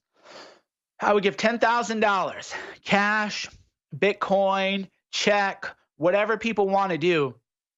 I want to know about these settlements. The fake news media, by the way, has always known about this Office of Compliance and these secret star chambers. But most of these people who are engaging in misconduct, as we now learning, are Democrats. So the media, rather than doing their job and finding out who is doing this, they're covering up for Democrats yet again. But they can't cover up for Democrats anymore because now they want to come after Roy Moore. Now suddenly they care. Oh, Roy Moore, they got to go after Roy Moore. Well, where were they when Anthony Weiner was sexting underage girls, which, by the way, was caught on camera? Anthony Weiner is going to prison because he was caught on camera seducing a 15-year-old. The media reported that he was, in a lot of trouble, but they didn't report that he was married to Uma. He had access to classified emails, classified information. This man, the sexual predator, was almost in the White House. He was a great friend of Chuck Schumer. You notice that the media never called Democrats and said, hey, Chuck Schumer, do you disavow Anthony Weiner? They said, oh, well, we'll report on the charges against him, but we're not going to hold Democrats accountable. You can't hold. Here's how the media plays it. Mike, you can't expect us to blame every Democrat for something another Democrat does, even when he was part of the Clintons' inner circle, even when Bill Clinton officiated Weiner's and Uma's wedding. Mike, you can't do that. That's an unfair standard to do. So we're not going to do it. But then suddenly, when Roy Moore is accused, in some cases, of merely going on a date for ice cream with an 18-year-old, that's an accusation. If you're a Republican going on a date and eating an ice cream cone with an 18-year-old, that constitutes an accusation, right? But if you're 15 years old and you're, sexually assaulting young girls, 15-year-olds, and it's on camera, well, that isn't the fault of Democrats. Well, with Roy Moore, within 44 minutes, our media had called every Republican in the Senate and demanded a statement and asked them to disavow Roy Moore, who, by the way, is not in the Senate. Let's be quite clear about this. Roy Moore is not in the Senate. So isn't it interesting how when it's a Republican accused of something, even if it's just merely going and having an ice cream cone with an 18-year-old, the media's all over it. They're calling every Republican. You better do something about it. You better say something about it. But when it's a Democrat caught on camera doing something bad, the media goes, oh, come on, guys, you're being unreasonable. You can't expect every Democrat to take personal responsibility for what one bad apple did, right? It's always a bad apple. Oh, it's just a bad apple, even though over and over it's been shown that Democrats are actually the real rapists. Democrats are the real rapists. So, yeah, 25 senators disavowed Roy Moore within like a matter of minutes because every reporter was on the phone calling them. Well, how many senators have disavowed Al Franken? Where's that story? Right? That's what the media, and that's why they hate us and they want to get us all banned and everything, because if it weren't for us, they wouldn't have even reported on Al Franken. I called the media people out. It was noon Eastern Standard Time before Chris L. Hayes, Dave Weigel of the Washington Post, Matty Iglesias of Vox, you name a high-level Democrat, they waited hours. And I call them high-level Democrats because if you do work in the mainstream media, for the Washington Post or CNN, that's what you are. You're a high-level Democrat. It took them hours. And then I'm on social media going through their timelines, screen capping and saying, look, we haven't heard anything from these high-level Democrat operatives in the media. And then suddenly they realized, oh, we're getting caught. Well, we got to ban Cernovich one of these days, but until we have him banned, because I'm like the Socrates of Twitter, right? I'm the gadfly. I'm the guy saying, well, wait a minute, Chris L. Hayes, you were just saying that every Republican has to disavow Roy Moore, but now you're not even talking about Al Franken, who was caught on camera. What about that? So using the Socratic method, because I'm the Socrates of Twitter, they hate me and they do want to give me the hemlock and virtual hemlock. They want me removed from the internet virtually, and I do sincerely believe, based on reasonable information, that they do want me killed with literal hemlock if they had the power and could get away with it. But luckily, there are people watching out for us. And indeed, WAPO even ran a column by Kate Harding who says, I'm a feminist, but we should keep Al Franken in office. So this is an amazing column. I encourage everybody to read it, where she goes, I'm a feminist, I study rape culture, and I don't want Al Franken to resign. The mask has slipped off. She admits it doesn't matter what you do. You can be a rapist if you're a Democrat. If you're a Democrat and you're caught on camera molesting a woman, they'll even call it a virtual grope. This was a great line from, NBC, because we praised Katie Tour on NBC for actually asking Gloria Allred real questions. Another commentator on NBC had said, well, Al Franken didn't grope her. It was a mock groping. Boy, they really want to look at camera angles when it's a Democrat, right? So even when you give them a picture, they're like, well, were his fingers technically touching her? Was it merely hovering? NBC pundit said not actually groping, is mock groping, right? Amazing. The level of mental gymnastics they'll go through to protect their own. So that's why I'm grateful that Kate Harding in the Washington Post said, we know he groped her, but who cares? He's one of us, and we will protect our own. So keep that in mind when they call you, the great listeners, when they call you a conspiracy theorist. The conspiracy is now out in the open, where they admit that they conspire to cover up for their own side. Great hour. Thanks, everybody. You can again find me facebook.com/Mike Cernovich or twitter.com/CERNOVICH. We're very proud of the fact here at Infowars that we're a teleprompter-free operation. We don't get our talking points from the private Federal Reserve or from Nazi collaborators like George Soros. We get our talking points from common sense and research from we the people. That means our guests, our researchers, you the listeners, the callers. But that said, today I've got a script I'm going to follow for the first time ever. It's you, the listeners, the viewers, that wrote my talking points. I came in here an hour ago, and I literally just went to InfoWarsStore.com and printed the 5-star reviews, the first few pages. These are in the order of how they've been posted by you, the listeners. And it's 5-star after 5-star after 5-star. It's amazing, from third-party sites. So this is what you, the listeners and viewers, have to say about the products at InfoWarsLife.com. Let's go over them right now. This is verified buyer Mark, 5-star review for Anthroplex. It's for men and women. I take it as directed. As is, one uses it too much, it will cause reflections of adolescent years in skin and muscle, and hair growth will, of course, increase sex drive as a given. Easy does it. Yeah, it's hardcore. It's very, very serious. Not a game. Thank you, Mark. Here's another one from Patrick. Energy all day. I use this along with Super Male, and it makes me have drive and energy all day on my 12 to 14-hour day. Another review. I love this one. Keeps my husband going and going and going.